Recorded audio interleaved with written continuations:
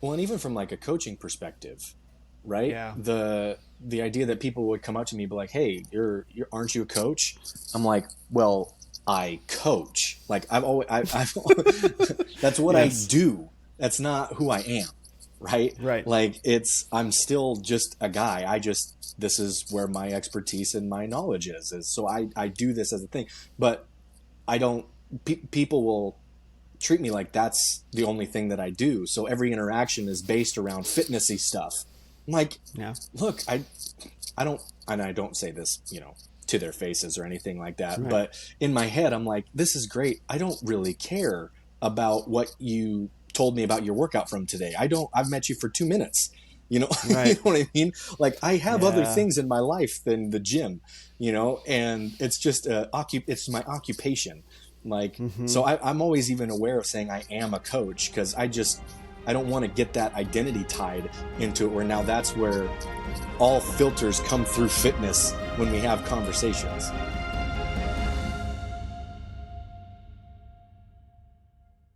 Hello, and welcome to the Renaissance of Men podcast. My name is Will Spencer. My guest this week is Coach Ross Hillier. He's a strength and fitness coach, host of the Nomad Strength podcast, husband, father of two, and brother in Christ. The tagline on his website reads, "Building men into leaders through strength and fitness." In the masculinity space, those ideas are commonplace, but sometimes it seems that in the Christian world, they make men uncomfortable. To that I say, good, because there's a conversation brewing about Christian dominion as American culture burns. But how can Christian men expect to take dominion over an entire nation if they can't take it over their own bodies? Strength and more than just theology is vital if we're going to bring this nation back from the brink or survive it going over the edge, which is everything that Coach Ross is about. In our conversation, we discussed Ross's transition to parenthood, the amazing capability of children, why men need community and brotherhood, minimalism and high achievement in fitness, the dangers of celebrity as faced by the Liver King and others, and finally, fitness as a process and a journey. If you enjoy this podcast, thank you. Please don't forget to like, leave a comment, and subscribe. And don't forget to share this podcast with a friend so Ross's message can reach more men. And please welcome this week's guest on the Renaissance of Men podcast, the host of the Nomad Strength podcast and the reigning emperor of the Barbell Tavern, for now, Coach Ross Hillier. Coach Ross, thanks for joining me on the podcast. Thanks for having me, man. It's been a long time in the works. Yeah, we've been trying to make this happen for a while. You had a new baby, which that kind of got in the way. A little bit. How Well, inconsiderate. she's not in the way. Let's start there. What? The What? timing was less than ideal, but that's how it goes. Babies they're so inconsiderate. Right. What do you think you're doing being born? Right. No, it's been awesome, man. I mean, the last handful of months, she just turned 5 months the other day, and this is our second, and it's been nothing but just a giant blessing ever since. And things change in your schedules and in other priorities when that happens, but that's what happens, Mm-hmm. Well, let's talk a little bit about that. So, Yeah. I'm not married, don't have any kids, so I always get to learn by listening to a lot of men who are and who do have Yeah. kids. So talk about like going from 0 to 1 and then from like 1 to 2 as a Yeah. man, as a husband, as a father, all of these. I'll start from single to married because that was a decent change. My wife and I have actually known each other since I was 13 years old. And she's 2 years older than me. So I was an eighth grader. She was a sophomore in high school when we met. We're from the same town. And we were friends for a really long time. And then, so we'd known each other for almost 10 years before we actually started dating. And then we dated for, I want to say maybe just over 2 years before we got engaged. And then we were engaged 8 months later after that. I mean, so like, it seems like all that happened fairly quickly, but there was 10 years of like friendship prior to that almost, Sure. and, going from single to married was a decent change. I was 23 when we got married. And I was one of the first of my group of friends to have gotten married. And so that was like, I didn't really have any friends I could talk to about that kind of stuff that were like my friends. Sure. I had like all the older guys that I had known and, other guys that I had worked with that were older, been married a handful of years, but like none of my friends. So it was really something I was missing, was like, hey, how's it going with your guys' marriage? Are there these things coming up? But it was great. And we were married 4 years before before my wife became pregnant with our first, and a boy who's now 3.5 years old, and married to one child. Was a pretty interesting change in social life, because again, there we were the first of our friends to have a child, and so like almost immediately we're the ones that aren't hanging out with everybody now. Bye, everyone. Pretty much, like it literally just happened. So there was a little bit of like sadness in that. Like we would see our friends multiple times a week and do things with them, and then all of a sudden that was no more. And there's some immediate sadness there, but at the same time, it's not really sadness, because there's so much joy for what's now happening, and thankfulness that everybody's healthy and that it's just a whole new chapter. So, you mourn that maybe a little bit, but not really, because I'm just really excited about, hey, now we've got this little man that's that we're responsible for. And so far, from one child to two, I mean, I don't actually feel bad for saying this at all. Don't worry, no one will hear it. But like, it's been really easy. So how dare you? How dare you, sir? Like I always almost kind of feel a bit guilty when you hear people have like all these, oh, it's so tough having kids, and like I understand how it can be, and how adding to that can sometimes maybe exponentially grow hardship. But I think if you're not really solid in a lot of ways, that just makes that worse. But we're blessed to have some good rhythms and some good routines within the family structure already. And then on top of that, this second one, she is literally like the easiest child I've ever been around in my life. Like she is the sweetest, smiliest.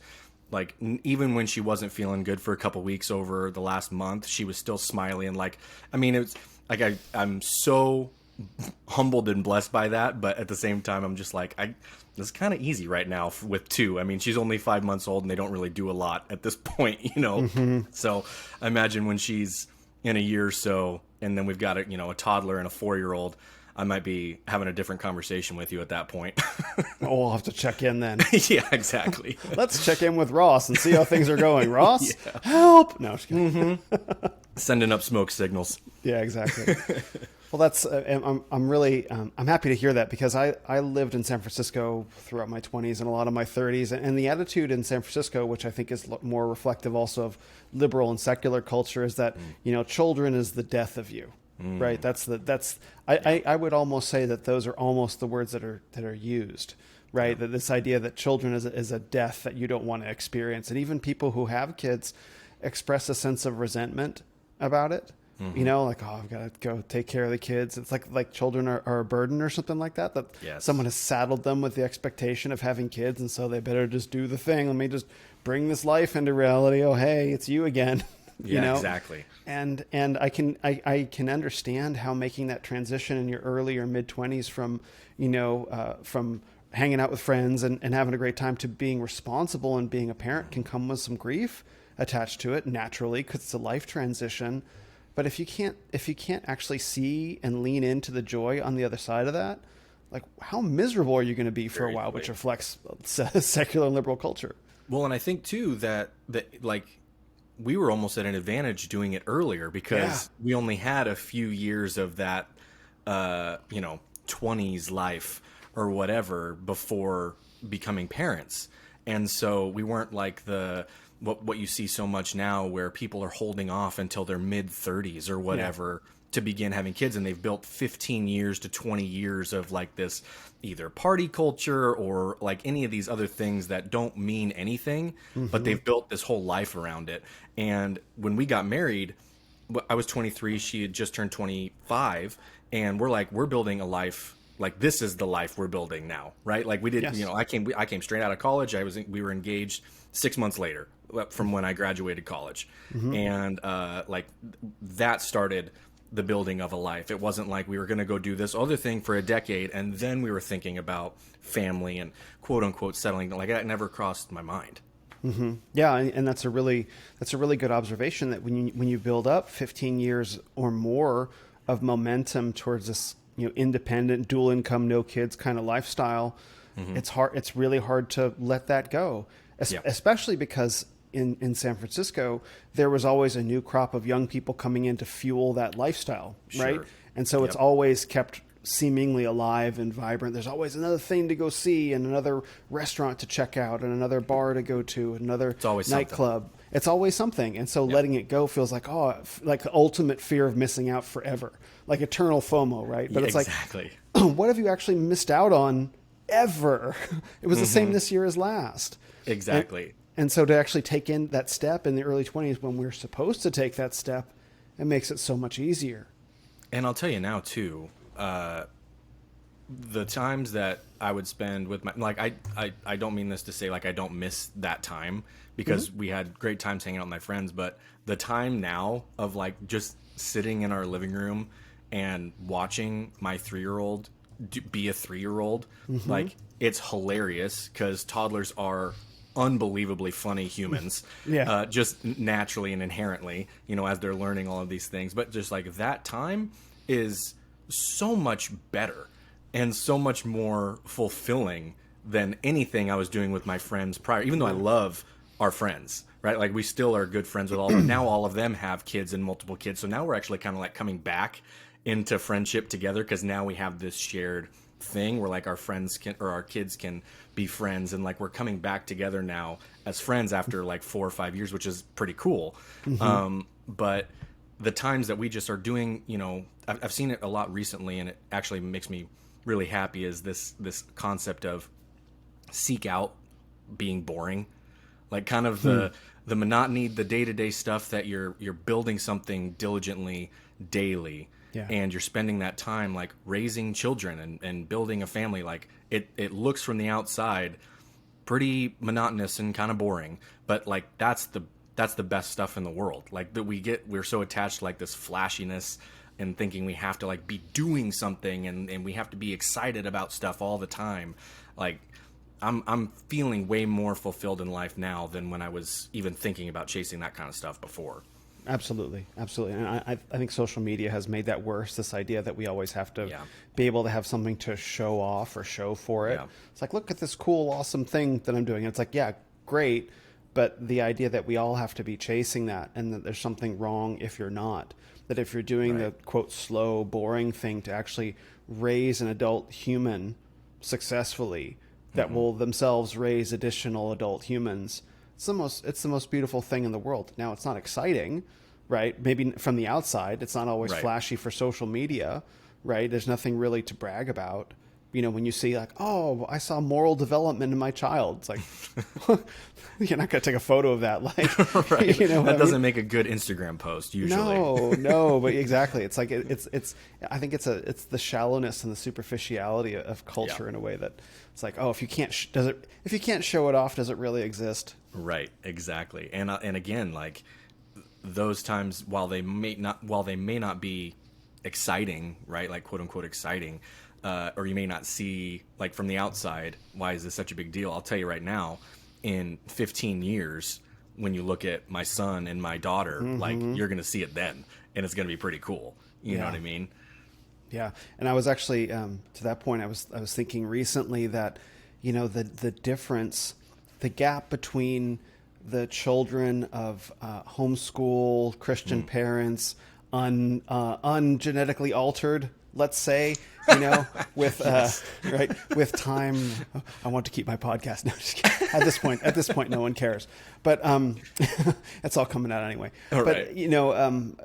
Homeschooled with proper values, time in the sun, real foods. Right? Yeah. Exercise, good values, sleep, limited screens, all these things. The gap that's going to develop between those children and the children of let's say mainstream normie parents is going to be superhuman. Like it's uncrossable, literally uncrossable.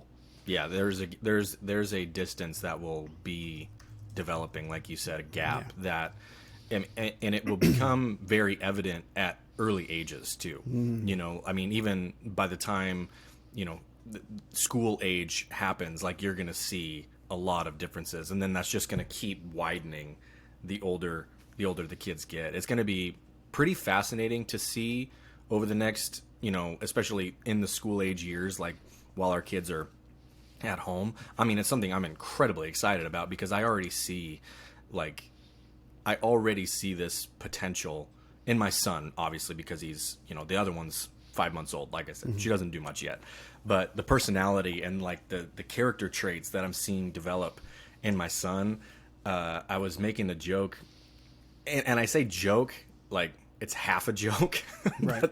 but a couple of weeks back, it's a trait that he has that it's going to serve him so much as he gets older.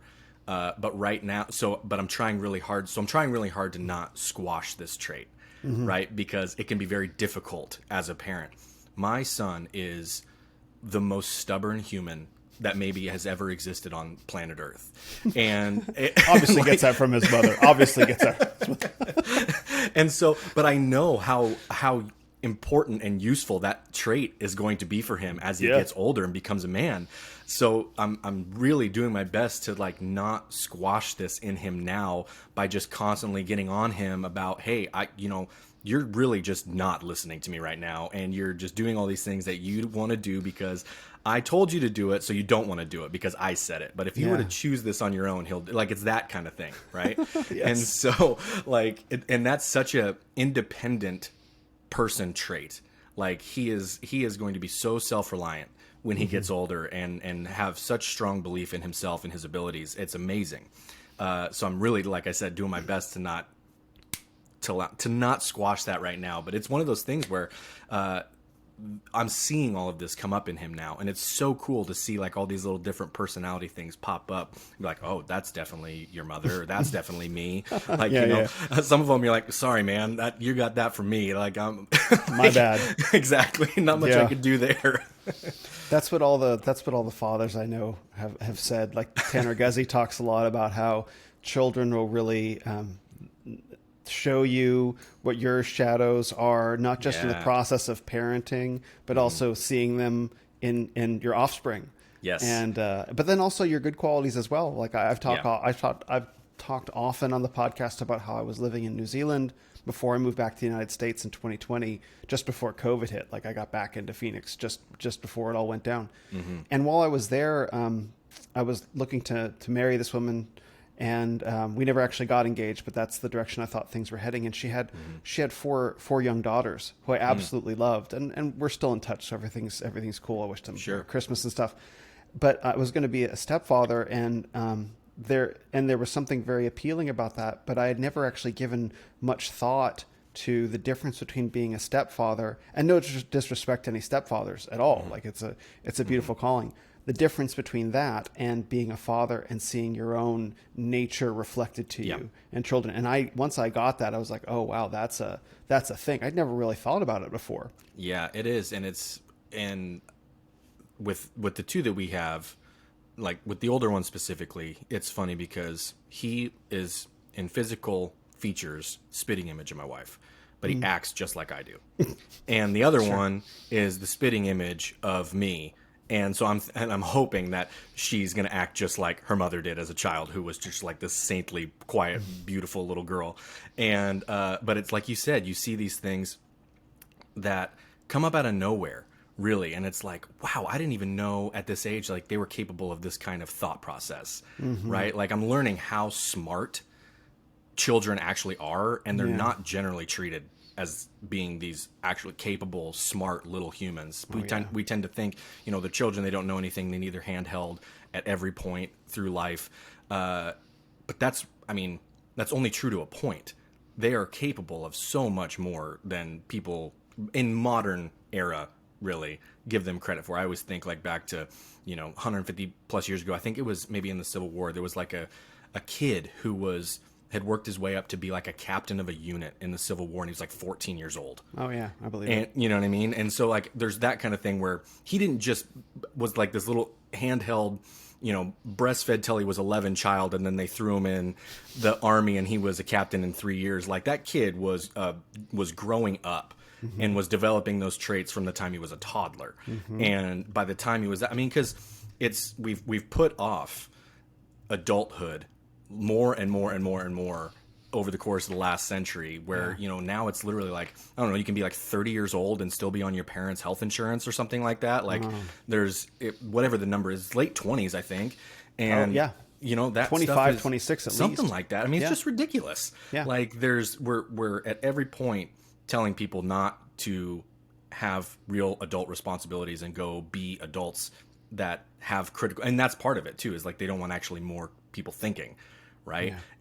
Let's keep everybody dumb kids and distract them over here with shiny shows and like crappy food and make them all fat and docile, right? Yeah. I've often said that age is a psyop. This idea that like, okay, now you're 13 and you're going to be in high school, and then when you're in high school, then you have to go to college, right? That's just what you do when you're 18 to 22, and then now you have to go to graduate school, and so then you're 25, and then you should enjoy your 20s a little while, and then you're in your 30s and you have to build your career, and then once you get far enough along with that, then you're ready to actually have kids, and congratulations, you're now 40 and you've climbed the corporate ladder or whatever, and it's like, and when you strip all that away, and that's so heavily programmed into our culture, especially the wild and crazy 20s, like 22 to 30 for both men and women. It's so programmed, right? And so letting that go, as we talked about earlier, is a big thing. But then when you look back through history, you see the expectations of boys basically as soon as they hit puberty, right? You are expected. You are no longer a boy. Now you're literally a man, a young man, but a man nonetheless. And you are invested through initiation with the responsibilities of the tribe. And there's no differentiation between you and an older man, except perhaps, in your experience and your wisdom. I was just going to say just experience. Yeah. Yeah. Right. And maybe also some amount of physical strength, because I think men's bodies do continue to develop, but nonetheless, you're regarded as a man. And when do uninitiated men become men today? I don't know, 65, There's no real, there's no point where we can say this is when you should be able to do these things. And I don't know how you have that real transition point without it being deliberate. We have to have these, whether or not it's a literal task or, these traditional rites of passages, maybe that's part of it, but there's no point anymore where it's like you need to be responsible for this type of thing. You need to understand how to do this type of thing by the time you're 12, right?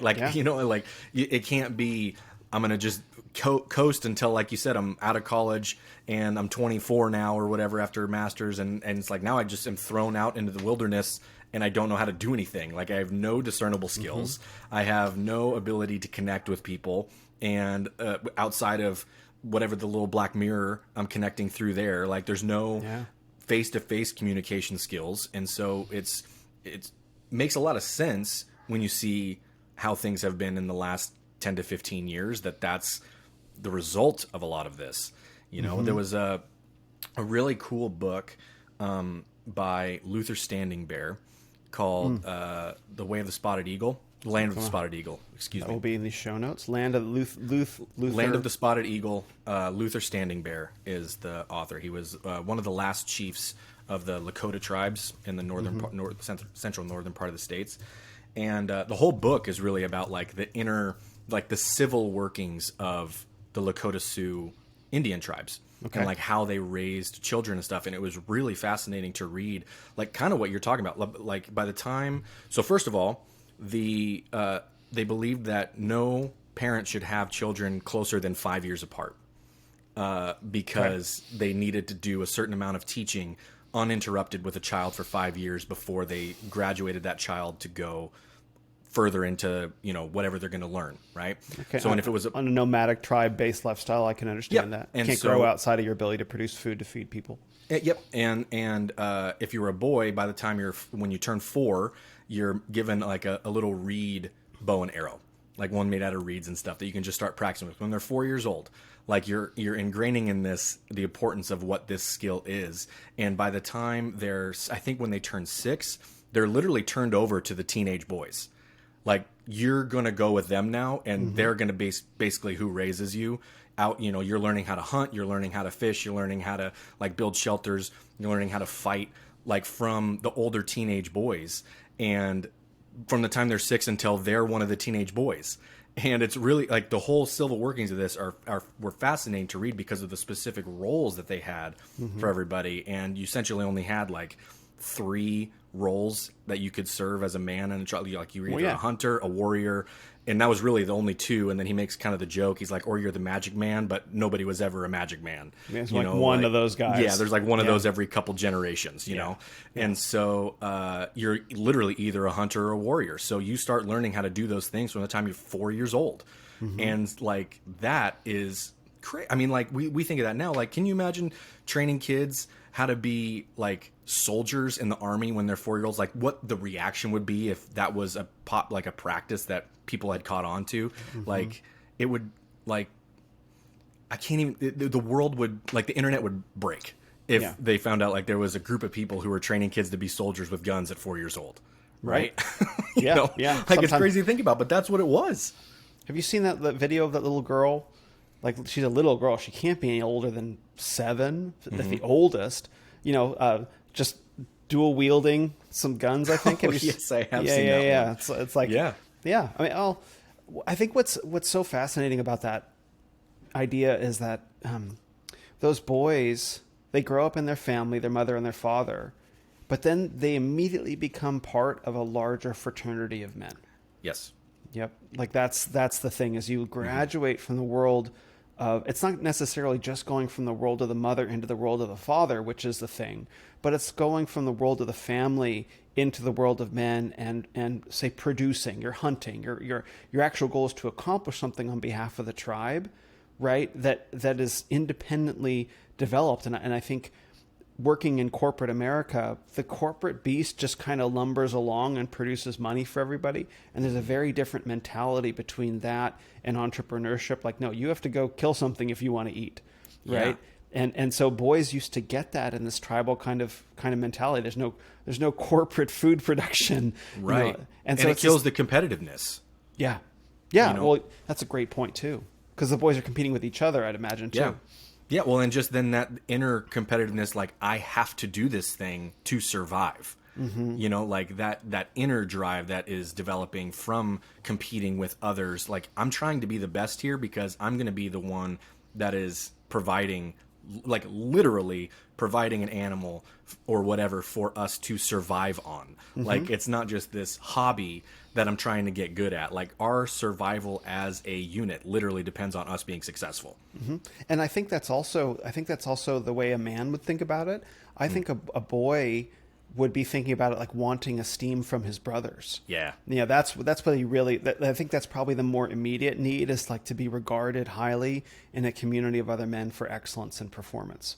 I think that's probably like survival is this abstract concept for a little kid. I mean, go ahead. Yeah, I was just going to say the brotherhood and the teamwork aspect of this that you're talking about, that it's why it's so important, is also the reason that if you look at like most middle-aged men now, when you ask them like what their best times in life were, or like when they were their happiest, or when they felt like they were physically their best, it's almost always like high school football, because that was like the last time that they were ever in a unit of other men at that age, like training hard, suffering together for a common goal. And then you turn 18, football's over for 99% of them, and they don't have anything like that in their life again after that. Right. And that's something that is needed forever. Like you don't just need that when you're growing, and you need that teamwork and that brotherhood through adolescence and into your teenage years. Like you need that as adult men, like forever. Yeah, forever. And this is why so many veterans, I'm not a veteran, but what I hear from many veterans is that they actually miss being overseas. They miss it. Maybe they're hesitant to confess it for understandable reasons. But they all say like, I kind of miss being in the Humvee. Not because they miss bullets and things blowing up, although there is an aspect of adrenaline and being forced to be present in the moment that we all miss in our everyday lives. But it's like you just have brotherhood, and then you send men back into the world that as we have it now, and men have no brotherhood. And men struggle to even build it. We're all so busy, and men don't know how to be around men anymore. It's a real tragedy, but that's not the way it's supposed to be. Right, and that's the the problem when especially when a lot of the military guys come back, they come back to their local area, right? Yeah. And all of their friends and their brothers that they served with are from all over. So like there's nobody that they can be in person with, or very rarely is there another person they can be in person with that they can share that with once they get home. And that's I've talked the same. I have many friends who have served in multiple tours, special forces guys that are kind of like lifers, right? And when they get out or they retire, they're like, the hardest part of it was coming back and like not being able to talk in person with anybody that knows what I'm going through. Yeah, when I had Jeremy Stolnecker from the Mighty Oaks Foundation on my podcast a month or two ago, and that's kind of what he was talking about. Men, they have these experiences overseas, and then they come back, and it's difficult, if not impossible, to talk about. And they carry traumatic memories, they carry their own upbringings, and there's just no one around for them, and they don't know how to verbalize them because there's this idea like, if you're not a veteran, you can't understand. And that may very well be true, and it probably is true in many really important ways. And to the extent that it is true, there aren't the brothers around them. And if they do have the brothers around them, when are you going to talk about it? You're going to get together in the garage? And they're like, no, you need men have profoundly deep and powerful emotions, but we can't be expected to express them on demand. We need specific, dedicated, private, and sometimes even secret time to experience them with each other, right? And that's where it's meant to. So then we can go back into the world and zip it all up and be the men that we're supposed to be. And by being deprived of brotherhood and deprived of the secret and private time to talk about who we are, we carry this enormous burden everywhere with us we go, and inadvertently put it on other people, because we don't have the tools or the resources that we need and that society used to give us to bear these burdens. And isn't it interesting, I mean, that you and I both somewhat do something that we think is helping this problem, right? Where even though it's virtual in many accounts, like we're building friendships and relationships and community for this very purpose of everything that we're talking about. Because that's one of the good things that the internet and social media has done, is allow people to connect and have those shared things. Like, I would always prefer there to be the local meetup possibility if that's possible, but sometimes it's just not where you live, but you probably have internet and anymore, like you probably have internet and you can find other people, other men that are working on the same things that you are, building toward the same things that you are, and understand you maybe better than anybody in your immediate life locally, right? And that's one of the really cool things, and that's one of the reasons why I loved going into the online space for my coaching, because I just get to connect with people from all over, but that community aspect of it can be so powerful that way. Let's talk a bit about your coaching and what you offer men. I know that you're a Nomad Strength, and I was curious the meaning of that. And on the back half of that, I want to talk about some of the benefits and some of the drawbacks of the online community as well. But I do want to learn more about like what makes it Nomad Strength. What are the values that inform what you do? So it started. So let me start here. The word nomad, as it came from Nomad Strength, was originally Iron Nomad Fitness, and that came a lot of words. I know it was a lot of words. I was in the gym world for several years. First at a big box style, like gold style gym. It was a local place, but it was still, that was the kind of the build out of the gym. That was where I started. And those places get a lot of bad rap, but what was amazing was I was put in front of hundreds of people over the course of the couple of years that I was there. Like I had hundreds and hundreds of training hours. I would say close to 1,000 training hours or more, maybe 1,500, 1,600 training hours in the first like 18 months I was there. And so as a coach, just refining my coach's eye and learning how the human body works, I get to see people from all walks of life. You get to see those patterns in real life. And then I left the gym space when my son was born, because I wanted to take things kind of into my own hands. And mostly when you're in the gym world, you're working on people's work schedules. right? Like you're Right. either there, your early morning before they go to work, and then you have pretty much nothing all day long except for some stay-at-home moms who come into the gym in the midday, and then you're training everybody after they get off work from 5 to 8, right? Yeah. And that's just not a very conducive lifestyle if you want to be around as a dad. Yep. Right. And not this, there's all kinds of dads that do all kinds of crazy hours and stuff. And it just wasn't what I wanted out of my own business, because I was running my own business. I'm like, I can control this. Why? I can set this up how I want. So I made the move. Originally, when it became Iron Nomad, I had bought a 5x8 cargo trailer and about 1,000 pounds worth of kettlebells, some sandbags, and I'd load that trailer up, and I would literally drive around to like the local parks and train people in the local parks. Like we'd have group classes and train people in parks and stuff. And so I was a little bit nomadic with, I'm bringing stuff to you guys. I'm driving around and stuff. It was very minimalist because we're only using like kettlebells, sandbags, body weight. We're out in nature. We're in the grass.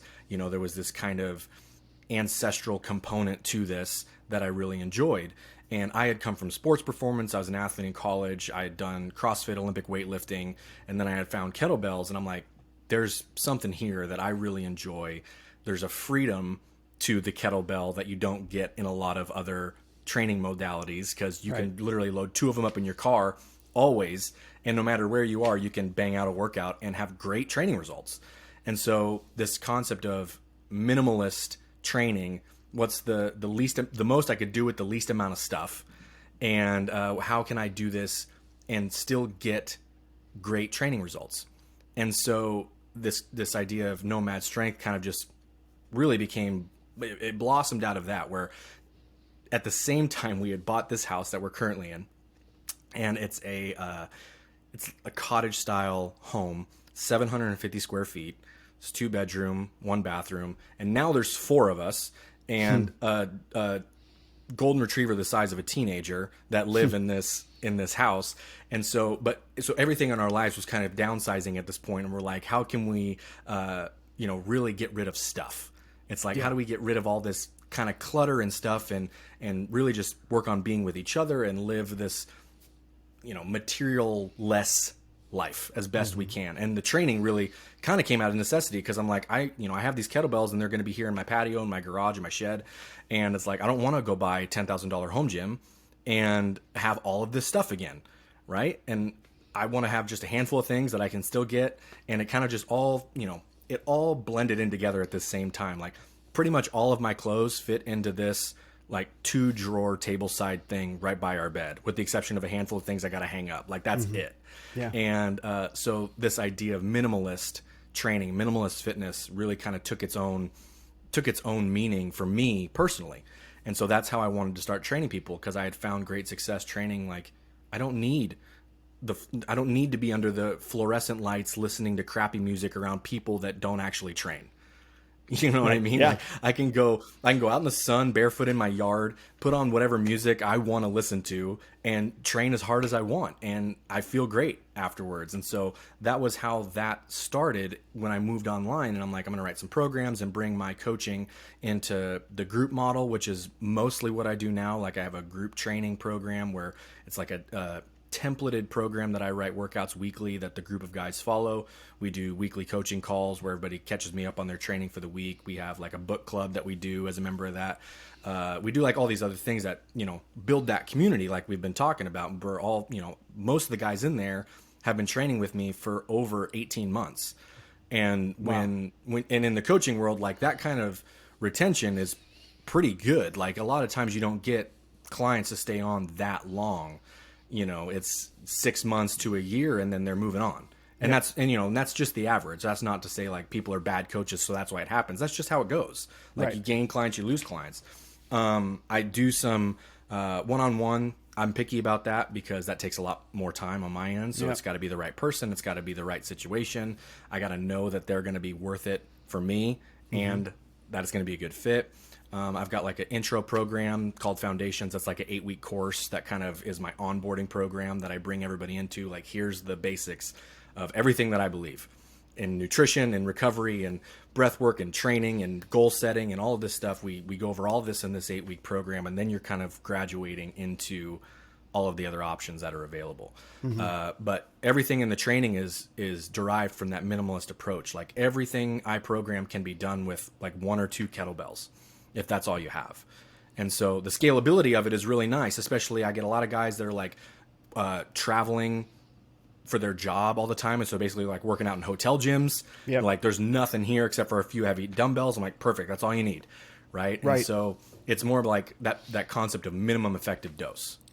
I really like that because for the past 4 months, like this whole second half of the year, I was doing the opposite. Now, during 2020, during lockdown, I lost 40 pounds in 6 months, and I got in the best shape of my life. Yeah, it was life-changing. And all I did with that was I would go for a walk every evening for about 45 minutes to an hour. And then my workouts, because it was lockdown, I just moved into this apartment and all the gyms were closed. And this was the time when people were like, here's how to make your own dumbbells using concrete from Home Depot, right? Like I was like, that was where everyone, What right? a crazy couple of months, by the way. Oh, yes. Oh my gosh. Yeah. But like to see the ingenuity, like I made, Yes. like, it's like, oh, you actually can make 25, 40-pound dumbbells out of concrete. Like sweet, right? I considered doing it.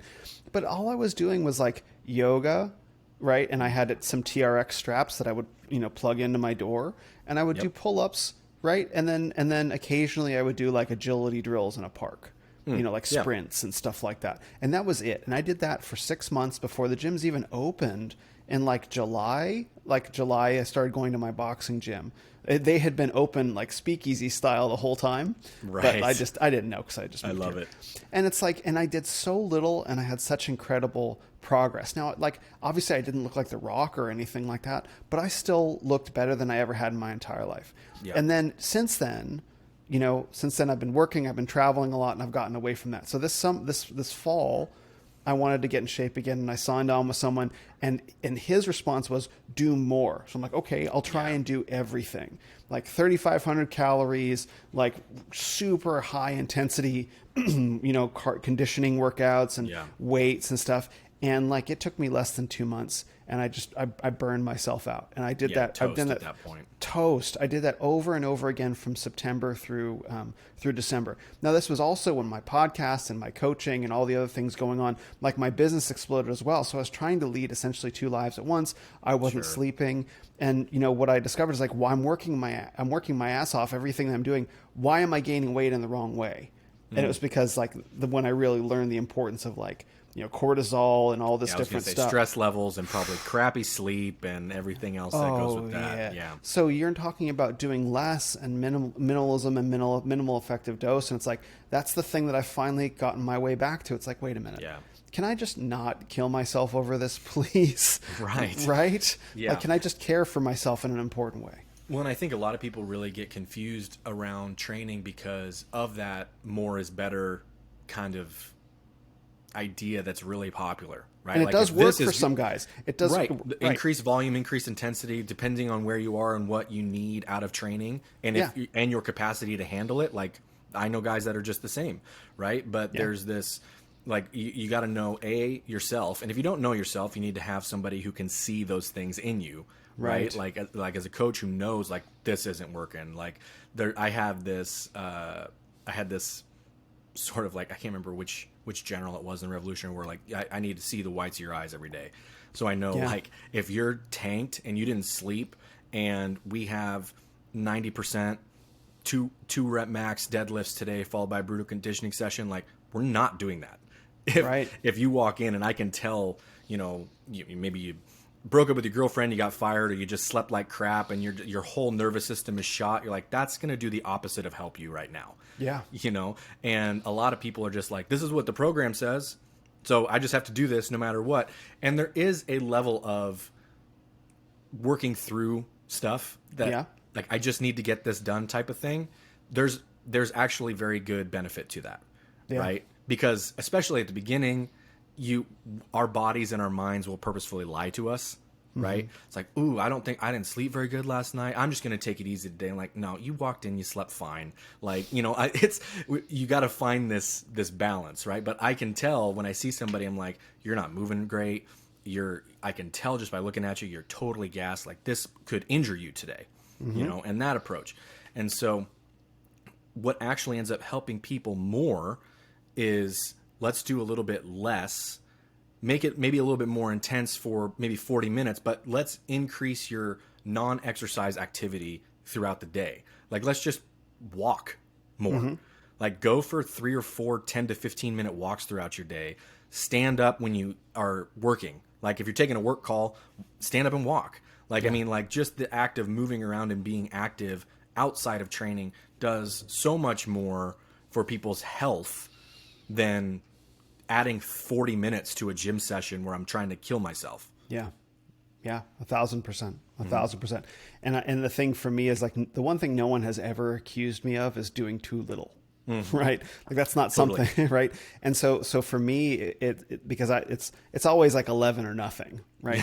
Right. And that's a really, now there are some people who need to be motivated into action. That's not what I struggle with. What I struggle with is doing too much and driving myself into the ground and just being like, just work harder. Will it's just on the other side. Right. Yep. And so, and that's the ditch on the other side. That's the ditch on the other side of the road. Like it is possible. And the thing is I had actually proven to myself previously, like you can do less and succeed if you're patient with it instead of trying to do it like all overnight. And I think these are the traps that the fitness world kind of flings men in. Like no one cares, work harder on the other side, which is one ditch. And on the other is like, no, you're perfect as you are. Right. It's like, well, yeah, no, neither of those are true. I'm going to do this year, I'm going on like a crusade against no one cares, work harder. Like that whole thing is going to crumble by the end of the year if I have anything to say about it. It's such it's catchy, first of all, Sure. right? Yeah. And that's why it works. But you look at the guys who say it and they are the exception to the exception.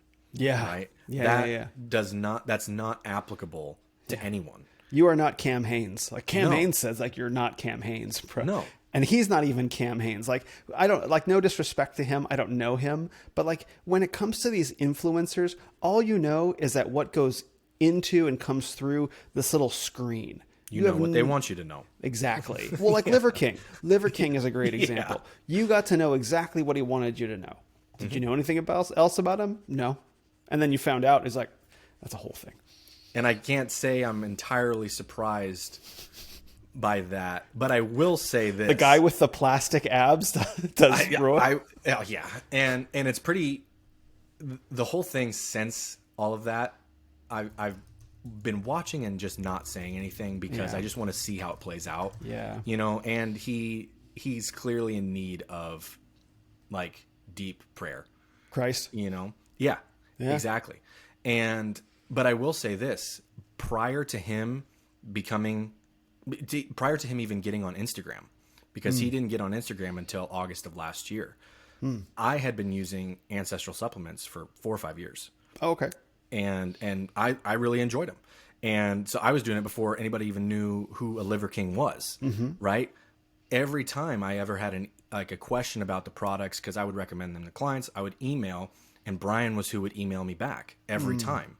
And every time he did, he was always incredibly gracious with his information. He actually gave me his phone number. He said, please call if you ever need questions about any of this. I want to make every possible instance of your purchase with us like a good experience, because I really believe in all this. So like, I know from interacting with him prior to him becoming the pro wrestling character, like I know that he's a good businessman, clearly, but he actually believes and cares in what he's doing. I think he just got caught up in becoming a 2 million follower thing in 12 months.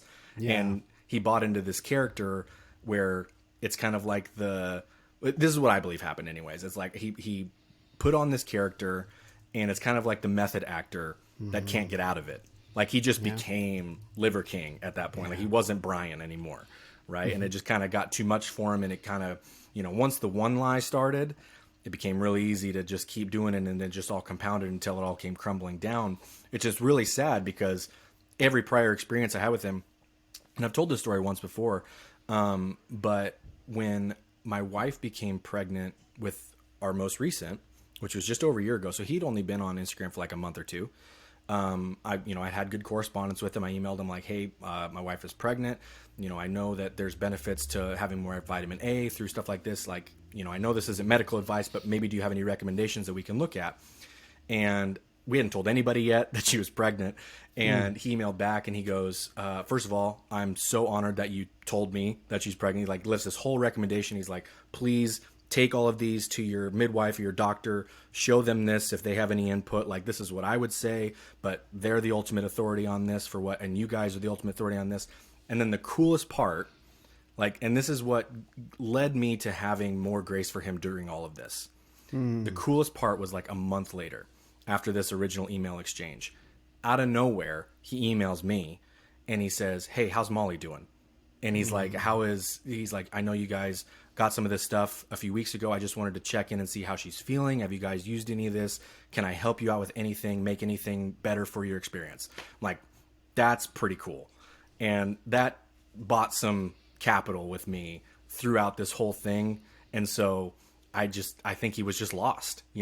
Things got on top of him and he's just a lost soul and lost individual. And it's really sad because I got to see some of him before this. And so it kind of like, I'm coming from it from a little different perspective. I was a little more lenient at first. So I'm glad that the apology tour happened because I believe that he maybe is actually sorry about all of this. At least that's my hope based on my previous interaction, but I didn't mean to go on a whole Liver King tangent, but it was always a really cool thing that I like to tell that story. Cause I'm like, he's still a guy, he's still a guy who's a husband and a father, Yeah, I appreciate you sharing that because it's really easy. I never followed the Liver King. I heard about him after he became the Liver King and, started talking about eating liver. And, I'm generally skeptical of any miracle cure supplement claims. Like, if you just eat cow liver, this is all going to be you. It's like, right. People say that about raw milk. And I went to Sprouts and I bought some raw milk and I went to the gym and I had a really intense workout and I drank some raw milk right out of the jug. And I expected like lasers to come out of my eyes, like, oh, I'm unstoppable. Right? Where are my veins? Exactly. And nothing happened. Like, I didn't notice any appreciable difference, right. And this is not a thing about raw versus pasteurized milk. It's just this idea that if you tie, right. Whoever you are, if you tie your identity to a supplement or a substance or something independent, some chemical, it's like, yeah, like, congratulations, you sun your balls. Like, that didn't make you the man that you are, right? And there's this idea that people get really right? They get really caught up in these ESO health fitness fads, right? Or supplements or techniques or whatever. It's like, stop. That's not it. That's definitely not it. And so I only found out about him through that. There's some very simple things. Yes, that's right. And so I just heard about him once he had already become the character. And I was like, oh, he's just another character. But to your point, right. Like, in many cases, there are real human beings, behind these characters that are played in the public sphere. Another example is Andrew Tate. Now, I don't know Andrew Tate. I don't like a lot of what he says. I think a lot of it is deeply, dangerously misguided. Right. And we can talk about all that separately. But I do know a lot of men who do know him personally. And they're like, look, he's nothing like the character he plays on TV, at least not with them. Right. And so I don't know whether that's true or not. But like, he is a human being. You know what I mean? Like, he's not he Liver King, and pick him. Jordan Peterson, Jocko Willink, Joe Rogan, doesn't matter. You name them. Right. They play these characters on the world media stage. But behind the stage, they're still people, right? And it is really easy to lose sight of that, in the combat in the ideological combat, I think, that we see on TV. And this isn't, I don't want to sound like I'm an apologist for any of them about anything, except to say that, we're all here on earth trying to figure this thing out. And some of us are blessed and cursed with this idea of a spotlight and people listening to us and making money off of our identity. And we get really confused. Like, if this identity makes me a lot of money, is that who I am? Versus the man that I actually am doesn't make me so much money. But when I put on the Superman costume, suddenly people throw money at me. Maybe I should be him. Mm-hmm. Yeah. And that's it bums me out because I've always struggled with that concept of I need to be the same everywhere, right? Like, because that's what that would be what being authentic is, right? Like that's how I would always interpret that. Like I can't be this dude over here and this guy over here, and you don't know which one's real.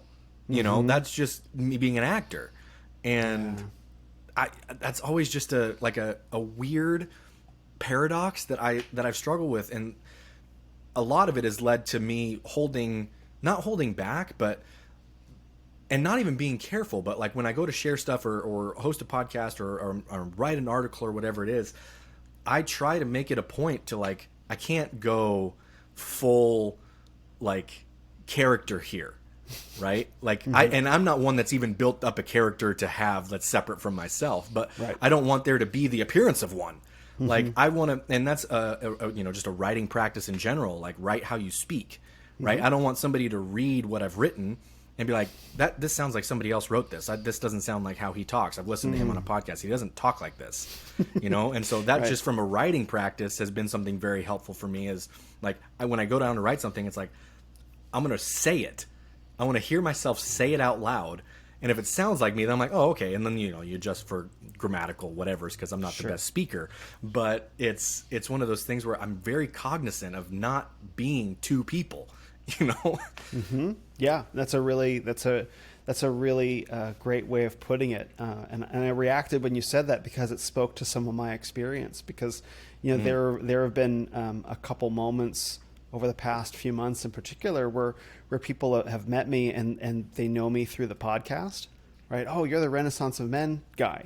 And they have a lot of admiration for what I do. And I can feel instantly in that there's this kind of projection that goes up about who they think I am, right? Because they don't know me. They just know me through, right? And so in that moment, I have to, in fact, this happened at church. Like I was just walked into church and went to sit down and the guy sitting in front of me with his family, wife and kids say, aren't you the guy from the Renaissance of Men? And in that moment, a whole bunch of thoughts ran through my mind all at the same time. Like, no, I'm just a guy at church. But then how am I going to do that? So he wants to see me in a particular way. Am I going to try and am I going to honor that and allow him to see me in a particular way? Or am I going to, or am I going to, like, I'm not thinking this slowly, or am I going to try and negotiate? It's like, okay, let him be admiring. And that was a thing for me to learn to accept the admiration and also to accept that, like, there's me as who I am when I turn off the podcast. So anyway, I was just saying that in that moment, I had to decide whether I was going to be just Will or Will Spencer, the host of the Renaissance of Men podcast. But that's the thing. I was like, it's a very strange thing. And it's both, it's like, cause I'm going to spend 30 minutes telling you who I am to take away your impressions of me. Yeah. Like that's not going to work. So I had to be comfortable with the fact that people see me in a certain way. It's like, that's my own growth because, it empowers people in this way to be able to give admiration and respect.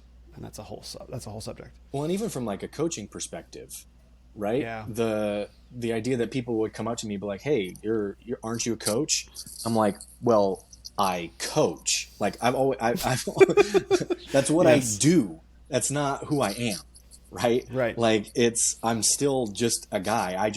This is where my expertise and my knowledge is so I do this as a thing, but I don't, people will treat me like that's the only thing that I do. So every interaction is based around fitnessy stuff. I'm like, look, I don't say this, to their faces or anything like that. But in my head, I'm like, this is great. I don't really care about what you told me about your workout from today. I've met you for 2 minutes, you know what I mean? Like I have other things in my life than the gym, and it's just it's my occupation. Like, so I'm always even aware of saying I am a coach because I don't want to get that identity tied into it where now that's where all filters come through fitness when we have conversations. Right. And it's kind of been the same with the podcast, even though that allows me a little bit more because it's always more conversational or I'm usually talking to somebody like we are. So it's like, hey, I'm just a guy who likes to do these things. And it was a struggle at first because of everything that we talked about, where I don't want to put on a face and be like, okay, now I'm coach. Gotta get my coach hat on, coach face. Everything we're talking about, I got to use my coach voice, like I'm projecting to the back of the class, and they need to hear me, right? Now I Like am the Nomad King. Nomad King, right? But it's something that I've always tried to work on, and it has a ton to do for me personally, from the fact that that's not where my identity is or has been. Yeah. Right. My identity is in Jesus. Right. And so when, like, if the coaching thing fell through, if the podcast was gone, my business tanks, like, those were all just things. That wasn't, so I'm not losing my identity if those things go away. Right. But I'm never losing my identity over here in Jesus. Right. Yeah. For eternity. And so I've seen that a lot with guys that I'm, guys that I'm close friends with, who were extremely high level athletes, like on the world level. Right. And when they're done, they're like, dude, this is all I've known for 25 years of my life. Who am I? Like this was who I was. And that part of it was always at the front of my mind growing up in athletics. Cause I'm, even if my wildest dreams came true on the athletic level, I wasn't, before I was 40, it was going to be over forever, and then there's, after that, there's still 40, 50 years of my life. Like, how can I attach my whole self to this thing that I know, even at the best circumstance, will be done before I'm 40 years old? Yeah. And so, and I knew, because I wasn't some crazy, I was the most mediocre of college athletes. Right. And so I knew, like, on the day of my last track meet as a senior in May of that year, like, my competitive athletic career is over unless I want to do, which, that's actually kind of another thing, because I started taking up jiu-jitsu. So there's some avenue for competitiveness, at least there. Sure. But that previous version of me, I knew was ending on a date. Like, I had the date, and that's kind of a crazy thing to have when you're like, after this day, like, I'm done. This part of my life is gone forever. And so I can't be attached to it in this way. I'm 22. Like, what am I going to be sad for 60 years and be the guy who's like, well, back when I was an athlete or whatever, you know what I mean? And like, I'm not going to be that. And so from the time I was even in my early teens, like, I had to have this concept of, this is not who I am. These are just things I like to do that I happen to be decent at. And they took me to some places and helped me pay for school a little bit, but like, that's it. It's just a thing that I did. That's a great observation. Like, all the different places that men will place their identity other than Jesus, right? I place my identity into my car, or I place my identity into my physique, or I place my identity into my job, or into my athletic career, or whatever. And it's like, well, then who are you when that goes away? Some men place their identity into being fathers, right? And then when their children grow up and leave, it's like, well, who am I? It's like, none of these will ultimately stick around. But if you place your identity in Jesus and you give it to him, he gives it back to you. Exactly. It's just not yours anymore in the same way, right? So so when your athletic career ended on that date, did you grow up in the faith, or is this something that you found later? Like, did your faith help you through that moment, or like, let's go into that moment. Let's talk about that moment. So to answer the second question first, I'll Tarantino this, and we'll start in a different part of the story. Okay. So it's gold watch. So, I grew up, I was like the Christmas, Easter church service. Right. Sure. We went to the church that my dad had attended his entire childhood, in our town. My grandparents went every single Sunday my entire life, and so, but we would go a couple times a year, and then Christmas and Easter and stuff. It wasn't very regular. It wasn't until I was in, I believe, 6th or 7th grade, when it was when my grandmother passed away, that we became, and it changed for my mom. That was when she became a true believer, and in the midst of that, and so that was when it really started for me. And then I was, so I was 11 or 12. I was baptized when I was 13. And, from there, all through middle school and high school, we attended church every Sunday. It was a local Presbyterian church, which is a funny thing because after college, I went kind of through several different iterations of styles of churches. And then in the last handful of months have circled back around, and we now attend a small local traditional Presbyterian church. And it's very home for me, right? Because that's where I spent 7 years of my life. And so to bring it back to that date of my final track meet, it was more, and it was more the sadness because it was the relationships I knew that were going to be changed. I'm not going to see my friends every day because we graduate, or we actually had graduated and then had our last track meet. So we had already graduated. So some of them, that was the last day I have seen them. There's some of them I haven't seen since that day. So there was this kind of natural sadness where this part of my life is over, and that's sad because it was really great. I miss my coach. One of, my 2 track coaches, 2 of the most influential men in my life. And so there was a sadness of, I'm moving away, I'm leaving the state, I'm not going to see you guys. There's that kind of thing, right? But as far as in my head thinking, what am I going to do? What am I going to be? I was I don't know, but I'm fine. I didn't have really any idea of what I was going to do career-wise yet.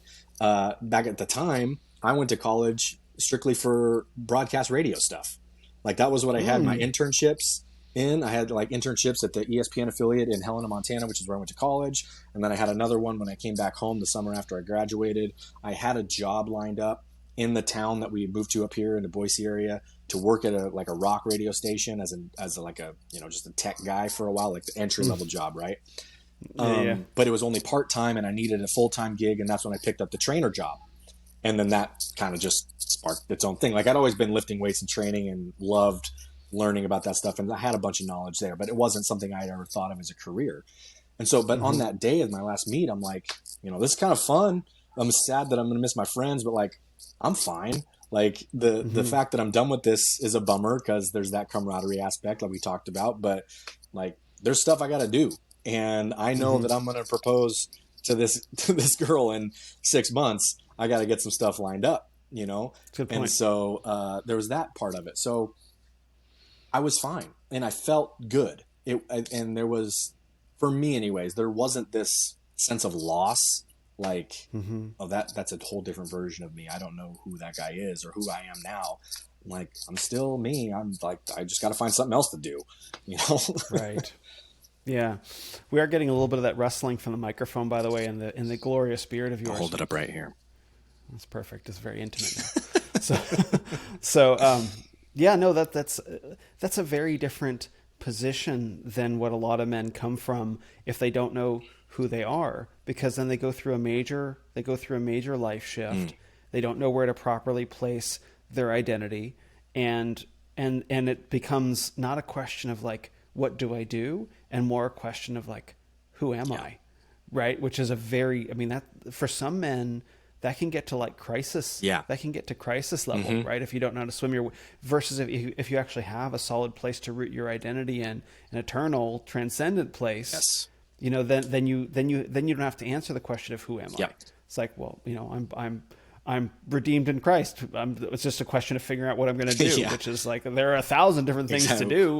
Where am I going to be used? That's kind of, or what it was. And that was what was exciting. Cause I had these different options and I'm I don't know. There wasn't one thing I wanted to be when I grew up that I was always I'm going to, cause I have friends that are from the minute we were 10 years old, they're I'm going to be a doctor. And they are, because everything in their life, they work towards being, going into that profession. And that's a very specific profession.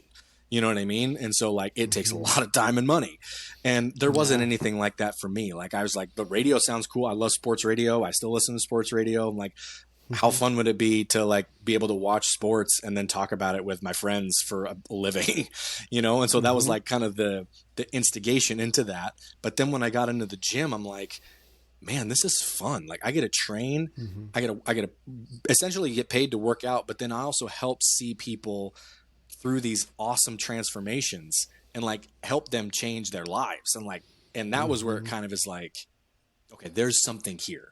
And that's why I ended up sticking it around. And in the training world, especially when you start out in a big box gym, there's such high turnover because it's just a business that isn't conducive to a career because of the high turnover. Like trainers are in and out of there. We had probably, I was there 18 months in my first place, and I was probably there the second longest of anybody. Yeah. And, and so like I had to understand, like, I'm going to have to do this on my own if I'm going to make a career out of this. And so, but that was part of the excitement. I'm like, this is a new adventure for me. This is something that I'm excited about doing. I have no idea what I'm going to do, but like, Jesus, tell me where to go, like help me open some doors, help introduce me to some people. Like I'll follow, Yeah. And I can relate to being in that place in my own way because I traveled for many years and then I came back to the United States. And then the COVID lockdowns hit, and I'm here in this apartment, and I realized that what I had just experienced was I had just did the thing that I had spent 20 years dreaming about. Yeah. I had done it. I had completed it. I had finished it. And now I come back into, it's really non-life. I move into this apartment and the world shuts down. Yeah. And so there was a, I wouldn't say that it reached a crisis level, but there was a moment of grief of like, well, like, what do I do now? Like was it kind of like everything. Was it kind of like a now what kind of scenario? Yeah, very much. And there were lots of different options on the table. Being the CEO of a startup, writing a book, stuff like that. I did not expect to be doing what I'm doing now. That was definitely not something that I had in mind. But at least I had the assurance knowing of like, God will put me to work somehow. I wasn't a Christian at the time, but I did have a sense that like, okay, I've spent all this time acquiring all these skills and this expertise and this knowledge and this wisdom. I'm fundamentally unchanged in some important ways as a being, as a man. And a use will be found for me, or God will find a use for me. One of those two things in there. Right. Yes.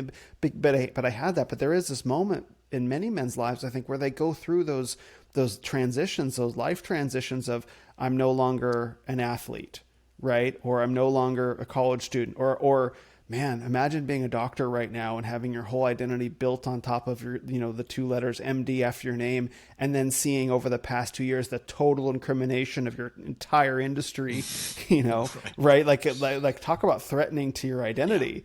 Right. And how, like, I don't know of a way for men to navigate these transitions without Christ. I don't think that there is one. And I completely agree. And from if we're talking about like a practical, this is how I have always thought about it, right? From a practical understanding of why these things are temporal to a sense, right? Like you thought that you were an athlete, right? But think about all of the skills, all of the whatever it took for you to be that. And that was the reason you were the athlete. All these traits that you developed because of this thing that you thought this was the reason why. It's actually so you could become a very specific person for whatever's coming next. You know what I mean? Like you were essentially put, because it's a funny saying, and I've, maybe I mean it literally. Like, I don't think Jesus cares about football at all. You know what I mean? Nah, I don't think it's high on his list of priorities. You know what I mean? If I had to guess. But don't mean to speak for him, but but what he does care about, I believe, is like what you developed into because you played football your whole life. Like what kind of man, the skills that are transferable to all the things that he's actually going to use you for after football's over, right? So, and it's not even like a sports thing, like whatever industry you thought you were in, like you learned something that is going to be used later on. And you've come to find out later on, that was why I did this thing before. It was so I could learn this skill or learn how to do this or meet this person. And it's like, that was the doors opening for you. You know what I'm saying? Yeah. And there's an interesting idea that's attached to that. Like if the things that are happening in the present are setting us up for things that are supposed to happen in the future, that means there's a plan, right? And so if there's a plan, then there has to be a planner. Somebody right? had to make the plan. Somebody had to make the plan, or well, yeah, and there really is no way around that, Right. because when you get to the point where someone has to make the plan, because I think people who are into like karma and stuff like that say, well, it's all one and the story has already been written and we're just going through it like puppets, so there's no free will. I can get into all that, but like it's kind of hard. I don't know that anyone can look at their life honestly and say that, wow, I'm really glad that thing in the past happened, could set that up, but that's just a coincidence or whatever. Right. You know what I mean? Man, how lucky everyone was has that? Yeah. How fortunate was that I did the exact thing that I needed to do to be able to set up this thing that I really, exactly. It's amazing. Right. But people will go to all kinds of mental gymnastics length to avoid that. Yep. But I think part of that is because the idea of that there being a plan for our lives, that's kind of scary. Like where did that, like the notion of there being, if there's a plan for my life, then there's a plan for your life and there's a plan for all life. It gets out of pocket real quick. It does. And I find comfort in that. I mean, I guess that's because of who I know put the plan together. You know what I mean? So there's a little bit of that. Like if you're uncertain of where the plan came from, then I can understand why you would be a little apprehensive, but I'm pretty confident in the planner. So the plan, I'll follow, it's like punching in the Google Maps, like, I mean, at this point, the technology is like, Google's not going to purposefully lead me the opposite direction. You know what I mean? Like take me to a place I'm not going to go.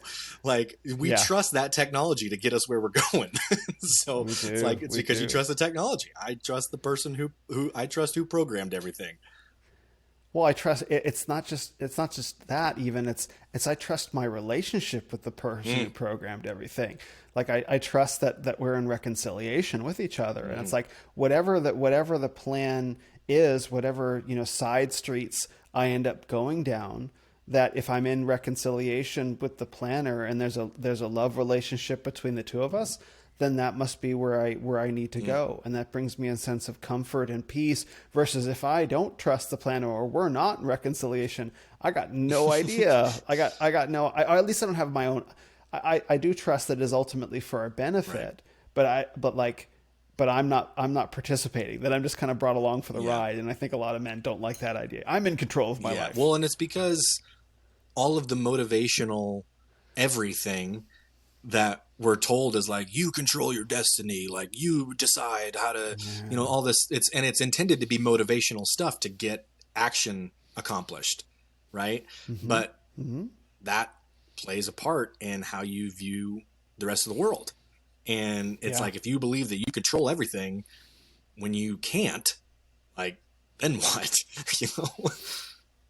Yeah. Well, I mean, then the logical conclusion to that is you force yourself into a position where you do control everything, or at least as much as possible. And if you take that, I mean, this is Nietzscheanism, right? This is to its logical conclusion, like just the pursuit of power.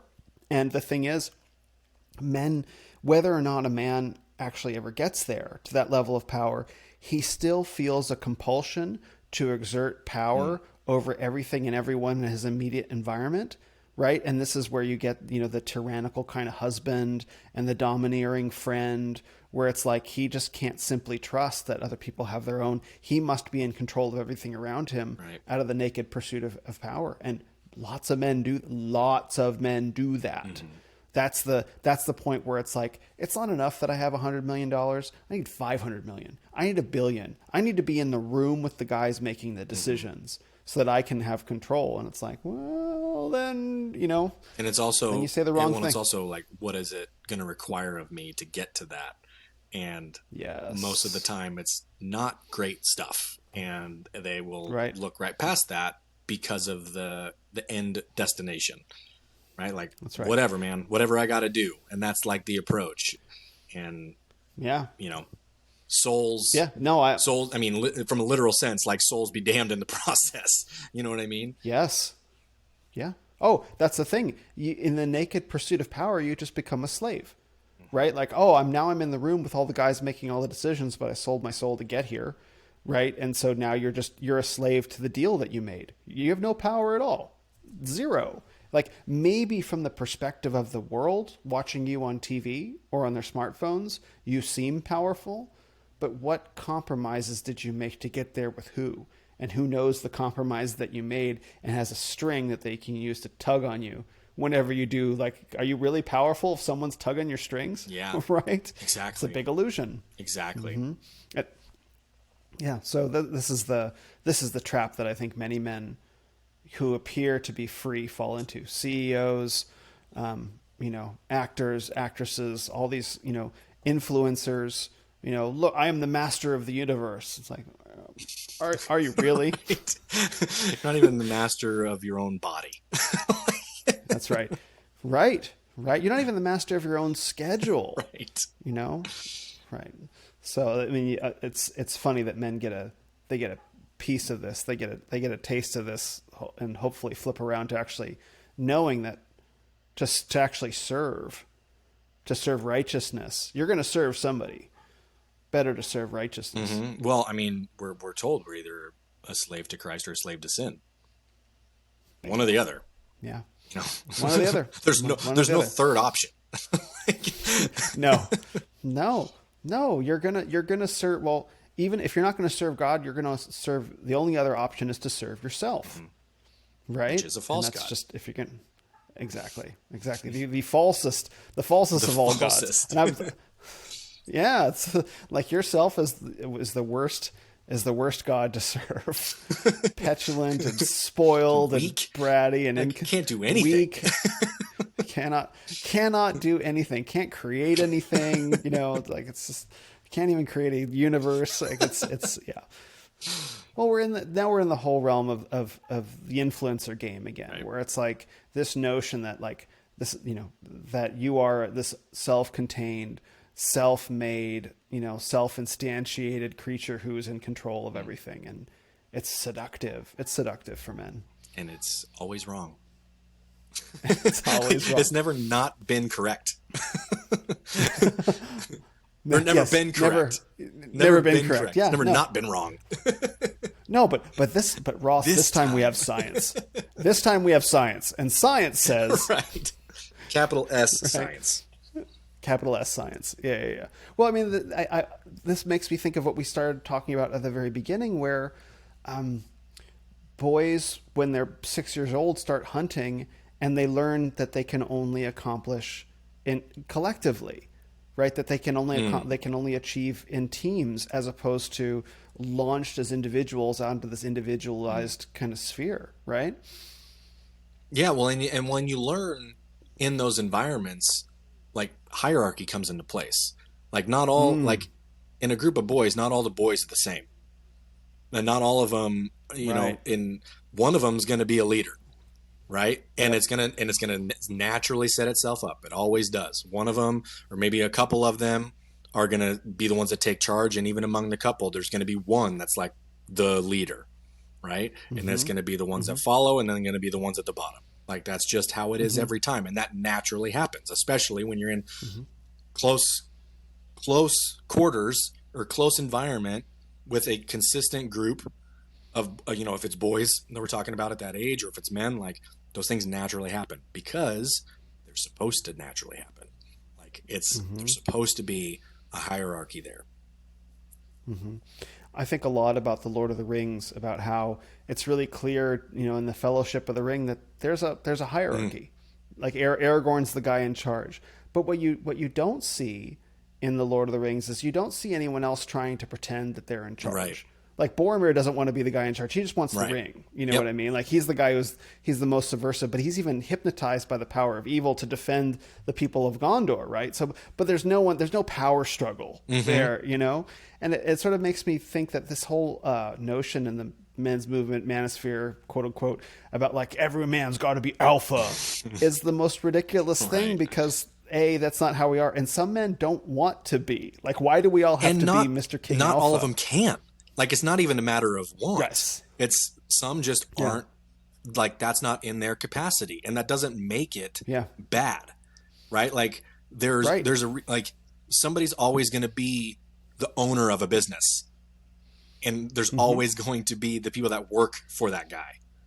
No, like we're all solopreneurs. As much as everyone tries to want to get everybody is an equal owner of a company or whatever it is, like how come we're not making as much as the guy who put all his money into creating this thing and take on all the risk of it? Like I just show up for 6.5 hours a day and kind of half-ass my work all day long. You know what I mean? How come I don't have the same income? But there's that. And I was just thinking when you were bringing up the Lord of the Rings example, I think the reason that there wasn't any like struggle there is because they all knew. Like they didn't, there was a bunch that didn't want to like believe it, but they're like, yeah, he's the one who's in charge here. Yeah. But I think a lot about the example of the fellowship because, and this is a big part of my coaching, is that I show men this and I say, it used to be that men understood and recognized that there are all different kinds of men and that we all work together to achieve the goal, and that just because you're a leader doesn't mean that you are inherently better. Because if you look at the fellowship and you look at Aragorn and Gandalf and Legolas and Gimli and Merry and Pippin and Sam and Boromir, they're all very different men. And none of them are looking at each other being like, that guy's not a man. Right? Not even looking at Sam. Sam, this isn't really pushed too much in the movies, but in the books, like there's a major class difference between Frodo and Sam. Like Frodo's kind of not really an aristocrat, but a little bit, like as far as hobbits go. And Sam is a blue collar kind of worker, and that their friendship, the class difference doesn't show up in the movie so much, but it's very present in the books. But no one looks at Sam and says, oh, that guy's not a man. Or even looks at Merry and Pippin, they grow up, or looks at Gandalf, so old man. Like there's none of that, right? There's all this brotherhood between these different kinds of men, and it's completely sufficient that and in fact, Aragorn, the ostensible leader, is not even strong enough to carry the ring. The physically weakest member of the entire fellowship is the one who carries the ring, and the only one who can. And like, everyone looks at the Lord of the Rings, and every man loves the Lord of the Rings. We all cry at the charge of the Rohirrim, like it's okay. Right. It just happens, right? It's allowed. It's known that men can cry during that. That's fine. And yet, in our everyday lives, or in this masculinity space, not in our everyday lives, there's this notion that, like, no, if you're not Aragorn, you're not a man. It's like ridiculous. And you brought up, because it was kind of weird for me with all of this stuff when we brought up Andrew Tate a little bit ago. I must have been under some sort of rock. Like maybe 2 months ago was the first time I'd ever heard of him. Where's that rock? Can I climb under it? Like, I don't know where I was and how I didn't, but like I literally, and the only reason I did was because I still have a couple of local clients, and when one of them is a 15-year-old kid, and he knew. And so he was telling me, he's like, have you heard of this guy? And I'm like, no, I don't have a clue who you're talking about.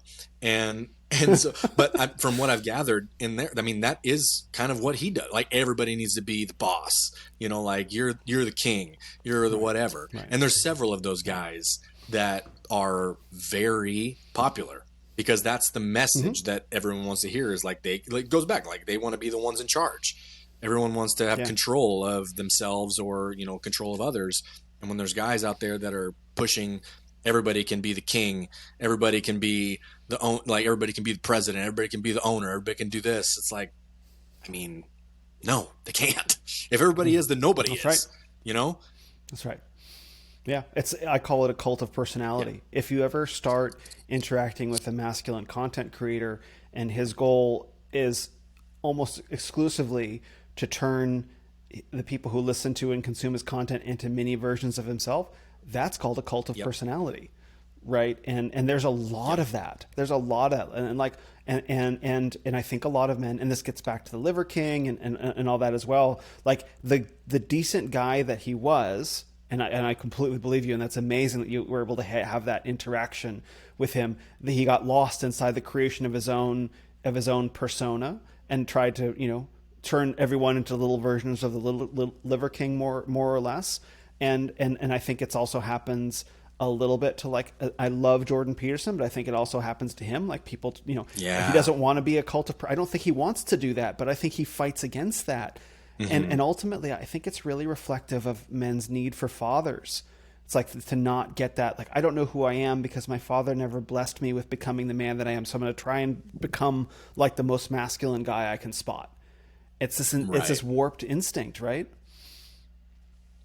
I will say this too in regards to Jordan Peterson, because I for a long time believed that he didn't want that also, but then he literally made a bust of himself to sell on his website to people for Christmas. So I'm like, maybe he likes it quite a bit. Yeah. Maybe he's kind of bought into, because I mean, what was it, 6 or 7 years ago when he was just doing the college lecture circuit, essentially. Yeah.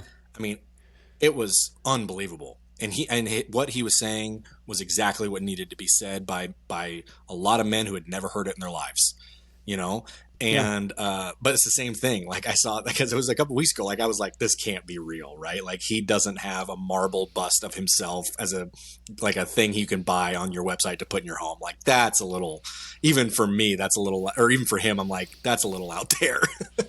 Yeah, I have like a marble bust, like, people carved marble busts of like Socrates and Plato and Cicero, like out of respect. Like they didn't do it themselves. And then sell them to everybody.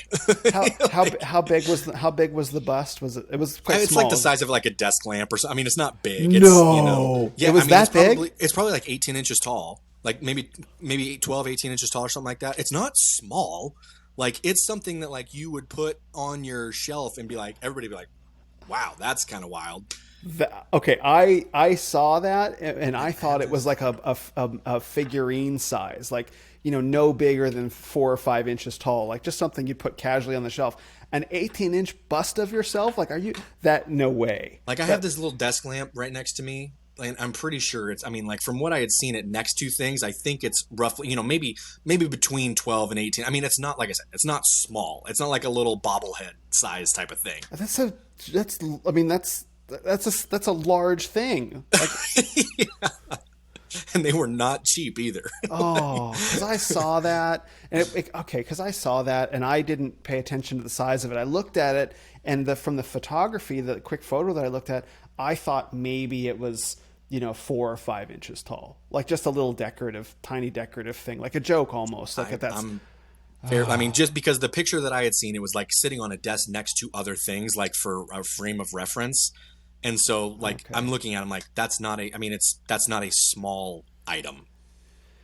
Okay, that's disappointing. I would have been plenty happy if it was like, I think a bobblehead would have been hilarious, like a literal bobblehead. Yes, I would have bought 10 of those. Yes. Okay. Well, it just shows how seductive.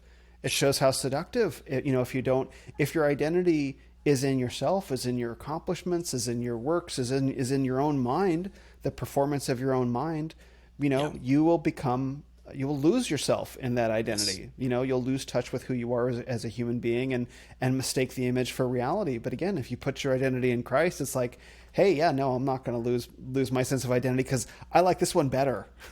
Right. Exactly. It was kind of a bummer to see that. It is. Well, like I often say that, like, his first album, in like 2017, like 27, right. Like a band, his first album was really good and the second album was really good, but like the later reunion, I saw him speak here in Phoenix back in, I think it was October, and like road life is tough on a dude. Like, hey, performing at the highest level with your mind night after night on the road, like I can't imagine doing that. Like he was fine. And to give the guy credit, not to mention all of the like literal health things he's had going on for a few years now, and that guy went into some dark places for a good while. For sure. And so, but get it. Like it's just how men are. Like I get it. Yeah. And it's almost like when we venture into this realm of media, celebrity, and influencer status, that like we're at risk of losing many things, but mostly men are at risk of losing themselves. And I think there's a lot of that, like this media created image happens and then they lose themselves in the media created image. It's like, how do you find your way out of that, and why? Why would you do that? Right. You are now, the world is paying attention to you, and your notifications are blowing up and doors fly open whenever you email, and everything happens, when you pretend to be this character, but the reality of the man, playing the character is much smaller. Maybe this is the root of imposter syndrome, because they've allowed their projection to get so far beyond who they actually are. And it's just fallen nature of men, like that's just that I'm not surprised when I see any of that, because there's no, I mean, I guess there was one like perfect example of a man. One guy. Yeah. There was one ever, yeah. And so when any of these things, like and we've had like several examples of them just in this conversation between Tate and Liver King and Jordan Peterson, like all these guys, like they see him and it's incredibly sad, but I'm like, I get it. Like that, if that happened to me, like I'm not above thinking that that's possible to happen to me. Like I would like to believe that it isn't because of all the other things in my life how I've grown up, but like, I get it, and it's a tough thing because everybody would say like, oh, if I had all this money, I would never have done this. I'm like, that's because you clearly have never been in any of these situations before. Right. You can't project into that situation and have an actual understanding of what it is. That's right.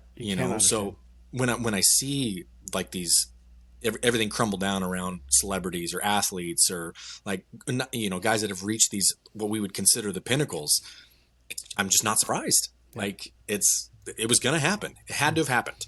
Yep. And it also shows up in the Bible with like David and Solomon. Yeah. Both these guys lost their identity and they got mixed up. Yep. And Solomon writes about it. Like, isn't that Ecclesiastes? Like, I've tried it all. I've lost myself. And he doesn't say these words. I've lost myself in all of it. There's nothing in any of it. Right. Like exactly. You think, my buddy Ryan, Wisdom of Kings, shout out Ryan, says like, you think you're going to do better than Solomon? Right.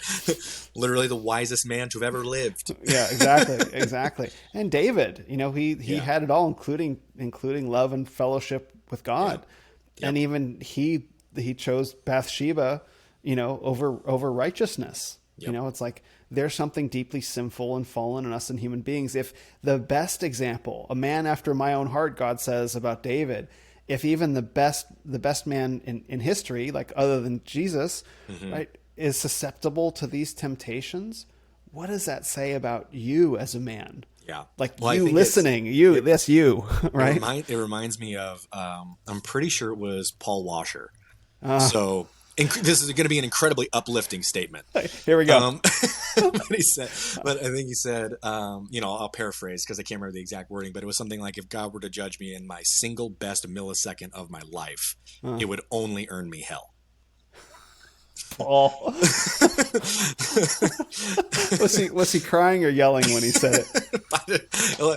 Oh man. I mean, incredibly motivating and uplifting, but not inaccurate. You know what I mean? Like it doesn't mean he's wrong.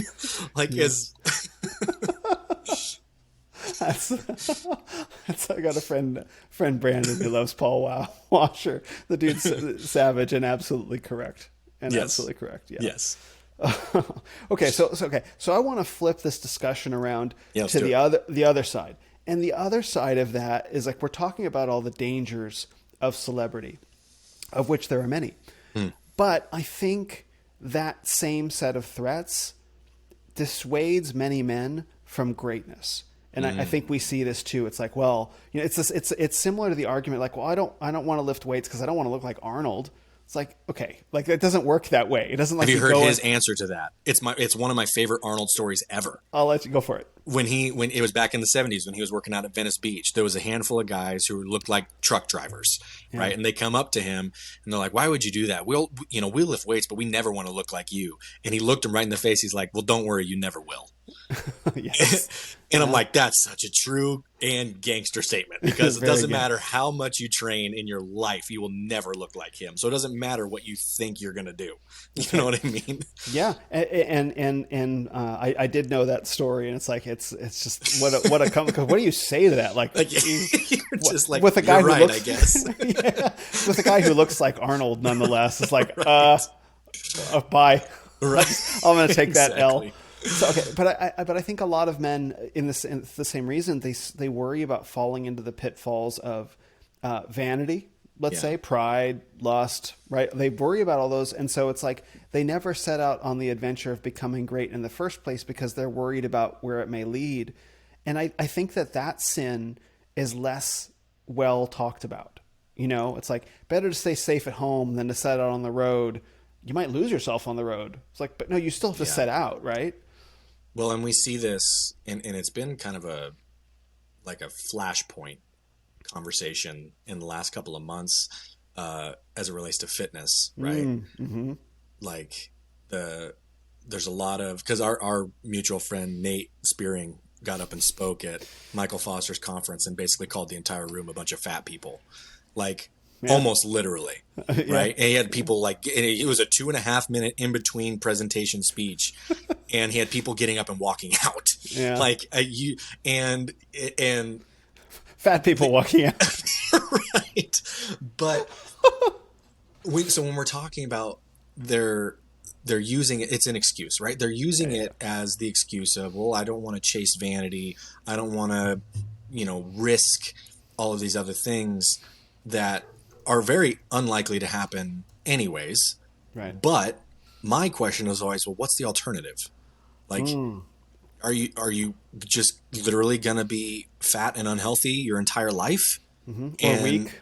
Or fat and weak and unhealthy and have bad relationships and like for the rest of your life because you're afraid of how it might look if you get fit. Like that's the whole root of the healthy at every size thing. Like that's the very base level of it. Is if you're trying to pursue health, that must mean you hate fat people, right? Right. And you're trying to shame everyone or you're racist, or you're trying to shame everyone who isn't fit. Yeah. You're trying to shame everyone who isn't fit by you being fit, like your existence, which I don't disagree with to a degree, right. Because there's the quote that I love that's like the only, to be free or what it's like the only true act of freedom is to be so free that your very existence is an act of rebellion. Yep. You know what I mean? And that's kind of the point with the health thing. A lot of people are just using that excuse of, oh, I'm worried that I'm gonna look or turn into some vain or give off the appearance of being vain. Like they're worried about other people's perception of them in a trait that they probably don't even have. Mm-hmm. Yeah, that's a great point. And a lot of it also has to do with people are scared to do that work, and they don't like being uncomfortable. Yeah. And I can tell you now, it's way more expensive to be unhealthy in this country specifically. But it's way more expensive to be unhealthy than it is to be healthy. And that's not the message that anybody's ever told anymore. It's always told how expensive it is to get healthy food and to pay for gym memberships and stuff like that. And I'm like, go have a heart attack and then tell me what your doctor bill is later. Yeah. Right. Mm-hmm. And people not only try to dissuade that lifestyle of being healthy, pursuing health and fitness and strength, they actually embrace being unhealthy. Like it's amazing to me. And I had Eric Kahn on my show several months ago, and he gave an example of a pastor that he knew, I think back in Kentucky when he was at seminary down there. That was a huge man, like, I mean, belly big kind of guy, not like some big imposing big dude, like belly was giant. And he said something to the effect of, that just means you have more of me to hug. And it was like his term of endearment was how big his belly was. And I'm like, dude, at some point, like we rap on science, like that's kind of the joke is, oh, how much do you trust the medical profession and science and all this stuff lately? But it's pretty indisputable that body fat makes you greater risk for pretty much everything terrible health-wise. Yeah. Like there's no way around that. And it's such a, and I guess it's just my blinders from being in this profession. Like I'm not looking at it as someone who doesn't have literal invested interest in this fight. Right. Yeah. But I never would have expected that conversation to have happened. Like, what do you, like, of course it's healthier to not be fat. Like, what kind of conversation are we having here? Right. Yeah, it's I think the whole notion of health, I think that whole idea is, it's true. There's a reality to it, but I think it misses the point, because then you get into this notion of like, well, what is scientifically true about health? And then there's this study, and they can puff a whole lot of smoke. You know what I mean about what health is. Like, oh, well, I don't know if you saw this, like last week, it said, obese men last longer in bed. I don't know if you saw that. That was a whole thing going on. A study said that overweight men last longer in bed than fit men. It's like, so it's like, who knows if there's obviously not a lot of truth to that, but like maybe they have a study to support it, right? And so then there's a bunch of smoke around it. Right. So the case that I've been trying to make in my obesity series, and I think why the reception of it has been so positive for the most part, is that I'm trying to make the case that fitness is godly, that we're designed to be fit. And the further that we allow ourselves to get away from that, we're actually living in some form of sin, either not properly cultivating our physical, godly, divine strength, right? That's been given to us as men, or our beauty as women, right? Or we're abusing the pleasure function of our bodies in some way by eating too much. And both of those are tightly linked. And the reason that I'm making that is that, guys will come back to me and they're like, well, there's no fitness guidelines in the Bible. It's like, true, right? But like the idea that God has to specifically... I'd also disagree with that. Right. Yeah. Well, I mean, like there isn't like a body fat percentage guideline, right? But the case that I'm making, and like, look, I'm not a theologian or a pastor or anything like that, but it seems to me that God made man and woman in His image to serve each other in very specific ways, and that is our responsibility, right? Mm-hmm. And so, if our physical bodies don't allow us to properly serve each other in the ways that God calls us to, we have to change our physical bodies. I'm sorry if that makes you uncomfortable, right? But like, you can't really, I mean, it's not to say that God has, body fat percentage guidelines and dietary guidelines, and these are your macro splits. You know what I mean? Right. Like, I don't read that into Revelation, but He did design us in a particular way to be particular things to each other. And now we're in this world where our bodies, our physical constitution of the health of our bodies gets in the way of doing that. And if that's the case, we have to remove that physical limitation of our bodies, change our bodies so that we can do that. And I don't think that you can argue with that, really. I mean, you can. People do. Oh, yeah. I was going to say, people love to argue about it. But how many examples, just in the Corinthians alone, does Paul make about how he treats his body? Like, in terms of discipline and looking after it as a temple. Like, that. And he makes that example. If you think back to any time prior to that, Old Testament wise, how meticulously detailed the instructions were on how to build a temple. Right? Good point. There was chapters about all the things required to build temples. Certain ways you had to enter them, certain things that could only take place inside of them. Right? And then Paul literally calls our body a temple. And we're just supposed to treat it like nonchalantly, like, whatever, like it's some just graffiti laden like brick wall in an alley somewhere. You know what I mean? Yeah. Like that's why I'm so, looking at it from the fitness side and then also from the faith side, I can't see how it's open to interpretation. Yeah. Like, we're given countless examples of how to treat our bodies and the importance of them in service to each other and to God. That's a really great point. Building the temple, blowing my mind right now, because you're at. Well, no, because I remember years ago when I tried to read the Bible cover to cover before I was a Christian, and I remember getting into, I think it's probably in Exodus or Leviticus or something like that, somewhere in Exodus, Deuteronomy, Leviticus, where it's like, it's just page after page after page of all the very different detailed instructions for building the temple. And I worked my way all the way through that. It's like, so I know how detailed those instructions are.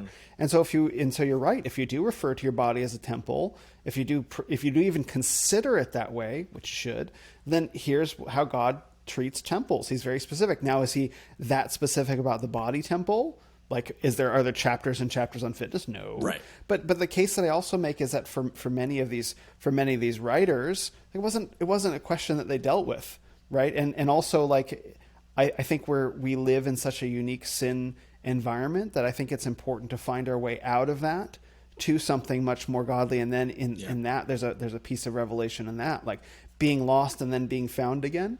Because what I often tell people is like, look, if I could snap my fingers and you would get to spend 24 hours in your ideal fitness body, right? Fitness, not physique necessarily, but fitness. They're two different things, right? And shout out Principality of Spirit on Instagram for alerting me to that distinction. But if I could snap my fingers and you would spend 24 hours in your ideal fitness body, at the end of 24 hours, you would be begging me to never go back. You have no idea. You have no idea how healthy you could be, how vibrant and alive that you could be if you were just there. And there's a ton of work to get there, not gonna lie, but it's worth it. It's absolutely worth it. And I think people I think they're afraid of two things. I think they're afraid of the work, and I think they're actually afraid of happiness, because happiness and service, they go hand in hand, and then you really have to serve. And I'll add a third. I think they're afraid of realizing how far away they've gotten. Like having that, they're like, wow, this is, I am in bad, like I say bad shape, literally, and in the more broad sense, like this is bad, you know, and realizing that I've wasted a lot of time being unhealthy or not at my potential, like that can really mess with people. And then, and like to use, and to go back, the reason that distinction with the temple, you know, while there isn't specific health and fitness instructions, the reason I always make this, because I don't, you know, those guys didn't use words accidentally when they wrote scriptures. You know what I mean? When they were writing out those things, like he used the word temple on purpose. Like he didn't say, you know, your body is a really nice building, you know, because there was plenty of like nice buildings that look great. He said your body's a temple, and we have very specific ways that we are to treat temples. That's a really good point. And I think that's, and you know, I want to make clear, by the way, that I don't think either of us are coming from a holier than thou position. You know, like I can run, I can fight, I can lift, right? Like I can put my body into service. Do I have an amazing physique? No. But I can do these things because I treat my body the right way. And I want to treat it better so that I can get better at doing those things. But the purpose is my body should be fit for service, right? And this is my answer to the vanity question. Like the vanity question is like, oh, well, then I'll develop this physique and be taking all these photos of myself in the mirror all the time. Well, maybe you'll get that. Like the reason why, what's that sprinter's name? Like, sprinters in general. The reason why sprinters have the physique they do is that any extra pound of fat in their body slows them down. You know what I mean? So like their body reflects the use that they're putting it to, right? But for the vast majority of people, like for a man, maintaining sub 12% body fat is probably not something someone who works in an office environment is going to be able to do super easily. But can you, I mean, you would know more about that, but like that seems like a very difficult thing to kind of, especially if you're living an office kind of lifestyle. Well, and I think that goes to, there's a lot of things that go into that. I mean, that's a whole separate conversation that we can have about like how the water we drink isn't really water, filtered, how the food that we eat is not what it was. Yeah, you know, there's all of these things. There's all of these things that go into that. That's not meant to be said as an excuse. Yeah. Right. Because all that is doing is just putting up these things. It's like, well, I'm only capable of this, even though like if with just this much more work, I could go past that. Okay. You know what I mean? Yeah, I reflect my lack of knowledge as like, is it easy to stay there? Because my understanding from men is that like you can stay at that sub 12% place. And body types vary. So I mean, like there's a level where it's like there's a window where it's like what would be considered what should be attainable and maintainable, right? Yeah, exactly. I would say generally it's between like that 10 to 14 is what men are capable of maintaining. For sure. Right. And getting there. And the reason we know that is because that's pretty much where most men were all the time. For a long time. Yeah. You know, and in a lot of cases, worse off conditions than we are now. Right. And, well, it depends on what you mean by worse. And I caveat that with saying like the food was of better quality, but sometimes there was none. sometimes they were. It's really easy to have low body fat when you're not eating. Exactly. That's what I'm saying. Yeah. So, I mean, there's all this nuance to it, but the point being is that people, yes, are scared of the amount of work that it's going to take without understanding what the work actually is going to be. Like they have no idea how much it's actually going to take. And in my experience coaching, most of the time people reach goals a lot sooner than they think they will because of not how simple it is, but what's actually attainable. Like they just don't think that, and it's sad because they don't believe that they're capable of these things. As long as you have some sort of system and discipline, and it's more about the daily habits, right? And rather than these big grandiose things. And I think to tie it back in, I think that's actually the heart of what Paul is talking about the most is like the daily discipline of our bodies, right? I think that was a lot of where he was going with that, not allowing us to be these over consuming, whatever guys in the wheelchair from Wall-E, right? And those daily habits are much more indicative. And also the point that there is no end date to fitness. Like the end date is when you die. So there's not going to be a place where you're like, I have reached fitness. I have achieved fitness and I'm done. And like, I can now just dial back and I'll be on this other plan that just allows me to keep this forever. And like, that doesn't exist. Like we're always improving and doing something to improve. Maybe it's a strength metric. Maybe it's just how you sleep. Maybe it's not even like a fitness related thing. You're realizing you have better energy. There's all of these things that go into this, that it's about what you do every day until you're done. Like, and I say done as in dead. You know, like you can do the 12 weeks, the whatevers, and that's great. And maybe that's the good jumping off point. But as long as you realize like this is lifelong, there's never that point where you're going to get like the bells rung. You have achieved fitness and you're done. Yes. Well, I mean, and there are a lot of nuances in everything that you're saying that I think are really important. One of them is that fitness is a journey, meaning in the sense like it's something that you're always doing at every stage of life. You measure the journey by specific deliverables that you set for yourself, right? Like, okay, so this year I'm on a fitness journey where I want to increase my bench press or my deadlift or whatever. Or I want to, like, right now I'm going to be investing a lot in boxing this year because I really enjoy getting better at boxing, as it turns out, right? So I'm putting things towards a specific direction of fitness to do a thing. Right. And so rather than physique being like, I need to look this way that this person that I saw in a magazine looks, right? These fitness models, that's physique. Right. And yeah, you can have physique be part of your fitness journey. Sure. But also like, what is it that Ian Smith from Attila's Gym says, or something like that? It's like, no, it was someone else. Maybe it was Andrew Tate, actually. Like all these bodybuilders, they actually want to be fighters. You know what I mean? Like and the message of that is that they actually want to be doing something with their bodies. Right. And so I think these nuances all get lost. It's like we get so obsessed with our eyes and we have to look like the thing that we see on the screen and lose sight of the fact that that's a particular way of living that is meant to have an appearance, not a body in service. Sure. Right. It's not functional necessarily.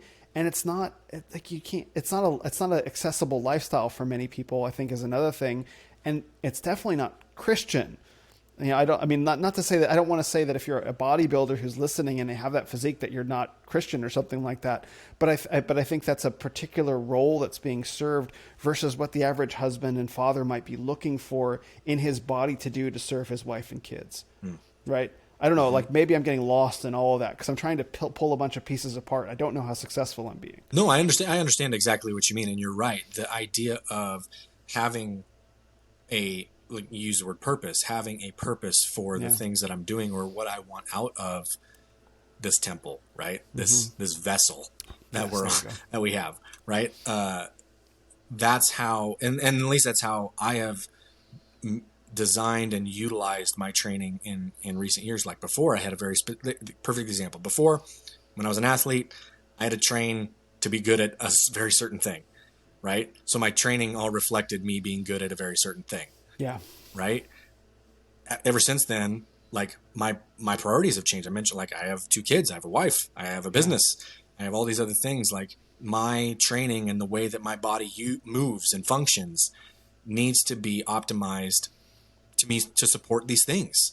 Yeah. And in doing so, I'm serving the Lord by Yes. taking care of this thing that he gave me. Yes. Right? Like it's a complete gift that we have this body. Right? And I mean, and this is the other avenue that I always look at it from, like, how disrespectful if we treat it like a dump when it was given to us. You know, like, what other gift are you going to, in the sight of the person that gave it to you, like drop kick it across the room? You know what I mean? Ignore it. And or just ignore it, not acknowledge it, you know, and it gathers dust on a shelf, or maybe you never even open it, right? Like, but people do that daily. I mean, like, and I have definitely gone through phases where it's like, man, I've really fallen off lately. So like, I am just as susceptible as this, and anybody is, by the way, like everybody. And I mean, I say anybody, I mean everybody. Like even the fittest of fitness professionals will say the same thing. Like I'm dialed in discipline wise, but there are definitely seasons to this. Yeah. I mean, because ultimately, like the people that you see in movies and on TV, they have elite chefs preparing all their meals for them. It's a job for most of them. That's right. Well, let's leave aside the performance enhancing substances that many of them do, which they all, for the most part, are pretty open about. Like that, you know, like Chris Hemsworth in the new Thor movie, Thor: Love and Thunder. Like he looks pretty incredible, not natural. He's paid to look incredible. He's paid to look incredible. If you're paid millions of dollars to look a certain way, you're going to do what it takes to look a certain way. That's exactly it. That's exactly right. So even setting that aside, the amount of effort, money, energy, right, that they're able to put into their appearance specifically for the reason of the appearance itself, right? Like that's them. That's not the way that many people are. But just because that's the way that they are doesn't mean that there aren't things that we can't learn from them. Right. Right. And I think that's the ditch on the other side of the road. It's like, well, I'll never look like Chris Hemsworth, so I'm never going to try. Yes. So that must mean, you know, because he's a celebrity, it's okay that I look terrible. Not taking into account that just that man's discipline is on another level, because he can have all those things done for him. He's still got to do and eat and train and do all of these things. Yeah, that's a good point. And so it's like he's not just laying on the couch getting injected with stuff, and he's not like the Captain America thing. Like he doesn't go into a tank and get injected and come out as Captain America. Right? That's not how it works. Like he has trained for 15 years. Yes. You know, in the Hemsworth example specifically, like he has trained for 15 years to look like the God of Thunder from the comic books. Right. That's right. And that is daily for him. So, I mean, if we're thinking that, oh, I'm never going to look like that, but man, how does he approach his days? What can I learn from the way that he sets up his disciplinary schedule? Like what can I learn from how he goes into the weight room to train? Like there's all kinds of things, like understanding, there's only one Chris Hemsworth, you know, like that's why he's the one who is him. He's the one who's playing Thor, because there's only one of him, you know? And so if we look at that, yes, we're the outward appearance of it will not be achievable for 99% of the people. Right. But that's not what I'm looking at when I'm seeing like, wow, he probably did a bunch of stuff I would never do, but he's also doing a lot of stuff I currently am not because I can't.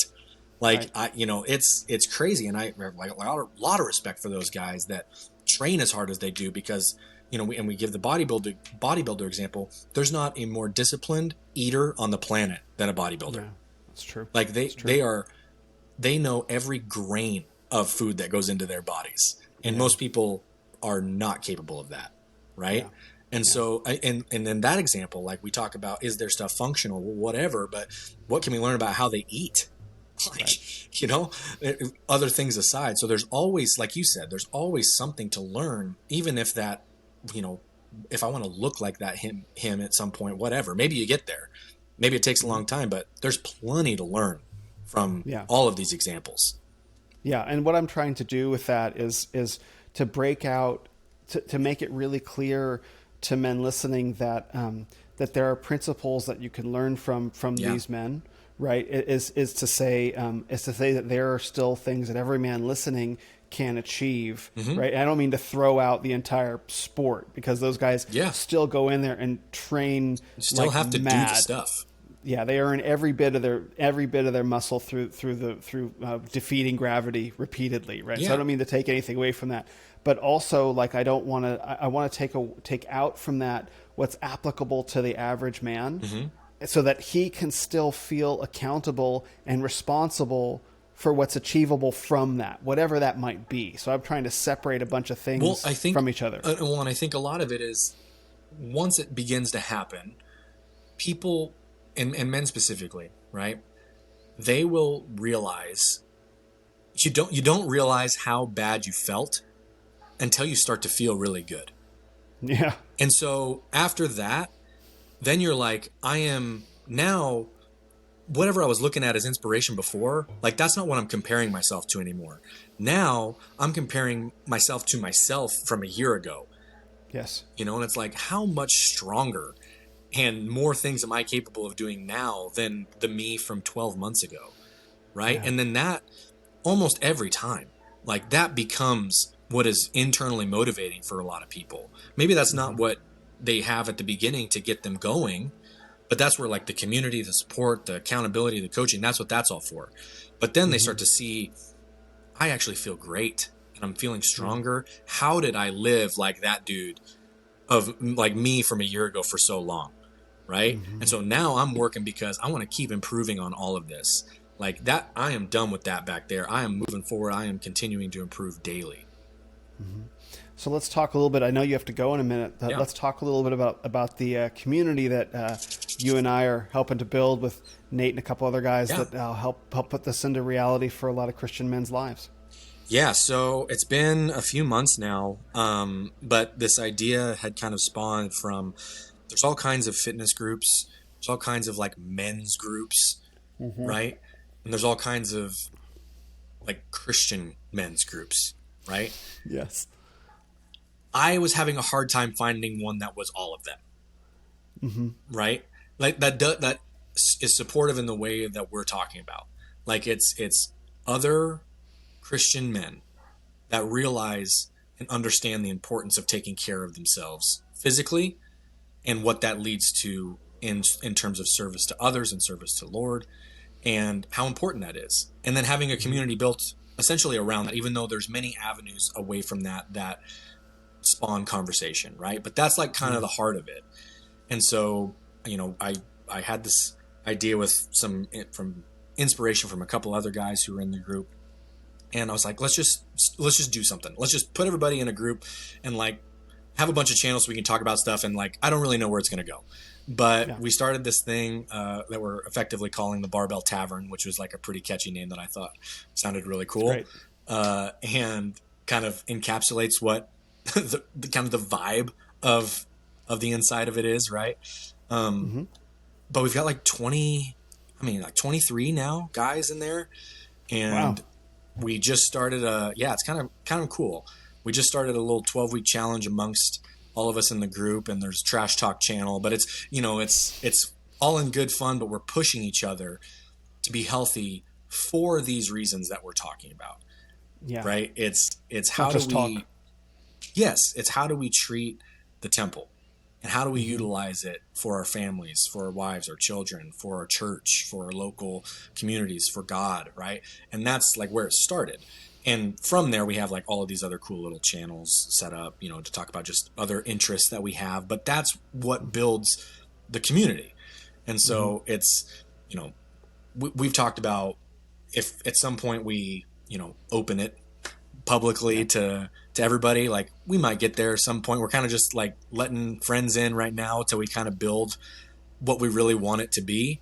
And but I can tell you right now, it's been like immensely helpful for me already just to have a group that I'm not the coach of, that I can be in with everybody else. Cause like I run a couple of these other like groups that are similar to this, but I'm always the one who's running it. So I'm like the coach, and I have to kind of be detached from it a little bit, you know? And so I really love and appreciate that all of us kind of have our own gifts and our own things that we can bring to the group.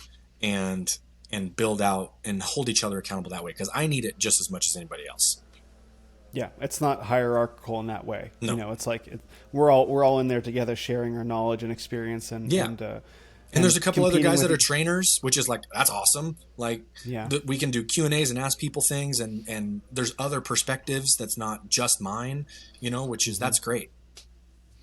And the appeal of it to me, I remember you invited me into it and I was thinking about it. And then when it finally clicked for me that, wait a minute, this is a conversation that actually needs to happen, particularly within the Reformed faith, around, and that seems to be the general disposition of many of the men in there, is that we are called to bring the gospel to the earth. We are evangelists. We are evangelizing. And the reality is that who we are as men and how we present ourselves, including physically, says as much about what we believe as what comes out of our mouths, right? And so it's incumbent upon us in this increasingly fallen world, falling faster all the time, that if we're truly going to bring the kingdom to men and women, we should embody the kingdom, and we should be treating our bodies like the temples that Paul says they are. That's our call. That's our responsibility. Yeah. Right. And when I realized that this was a place that we could actually start doing that man to man online, and that you had put it together, I'm like, yes, I'm in. Yeah. What can I do?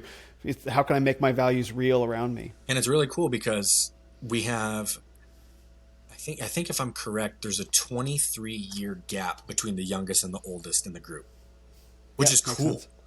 Like there's a whole breadth of experience and perspective there that is helpful for all of us, from the accountability standpoint, from the knowledge standpoint, but everybody has their own thing. And we talked like all of these hierarchy things before, right? There isn't necessarily that, because there doesn't need to be that. We're all holding each other accountable to pursue this thing, right? And all of us have our own reasons for being there. And so, like I said, I'm a fitness guy, but there's other parts of this that we talk about that I'm very novice at, right? And I need that input and that knowledge and that accountability just as much as some of the guys who are coming into it needing a little bit more of the fitness stuff. Yeah. Yeah. And these are the ways that we lift each other up as men. And these are the gifts that we bring each other in community, and the way that we harmonize all of our different experiences and values to move together in a singular direction, like boys hunting. Yeah. And it's going to be fun to take everybody's money when I win the challenge at the end of the 12 weeks. So yeah, good luck with that. It's a trash talk channel. Okay. I realize you got to go, but before you head out, this has been great. This is what happens when you get two podcast hosts talking. Right. It's fantastic. Exactly. So where would you like to send men to find out more about you and what you do? Yeah. First, thanks, man. Really appreciate getting to spend some more time chatting. So it was a lot of fun. Sure. Nomad-strength.com is the main website. My coaching programs are available there. I'm Coach Ross Hillier on Instagram. That's where the majority of the stuff is posted from content-wise. And then the podcast is the Nomad Strength Show. 2 shows a week.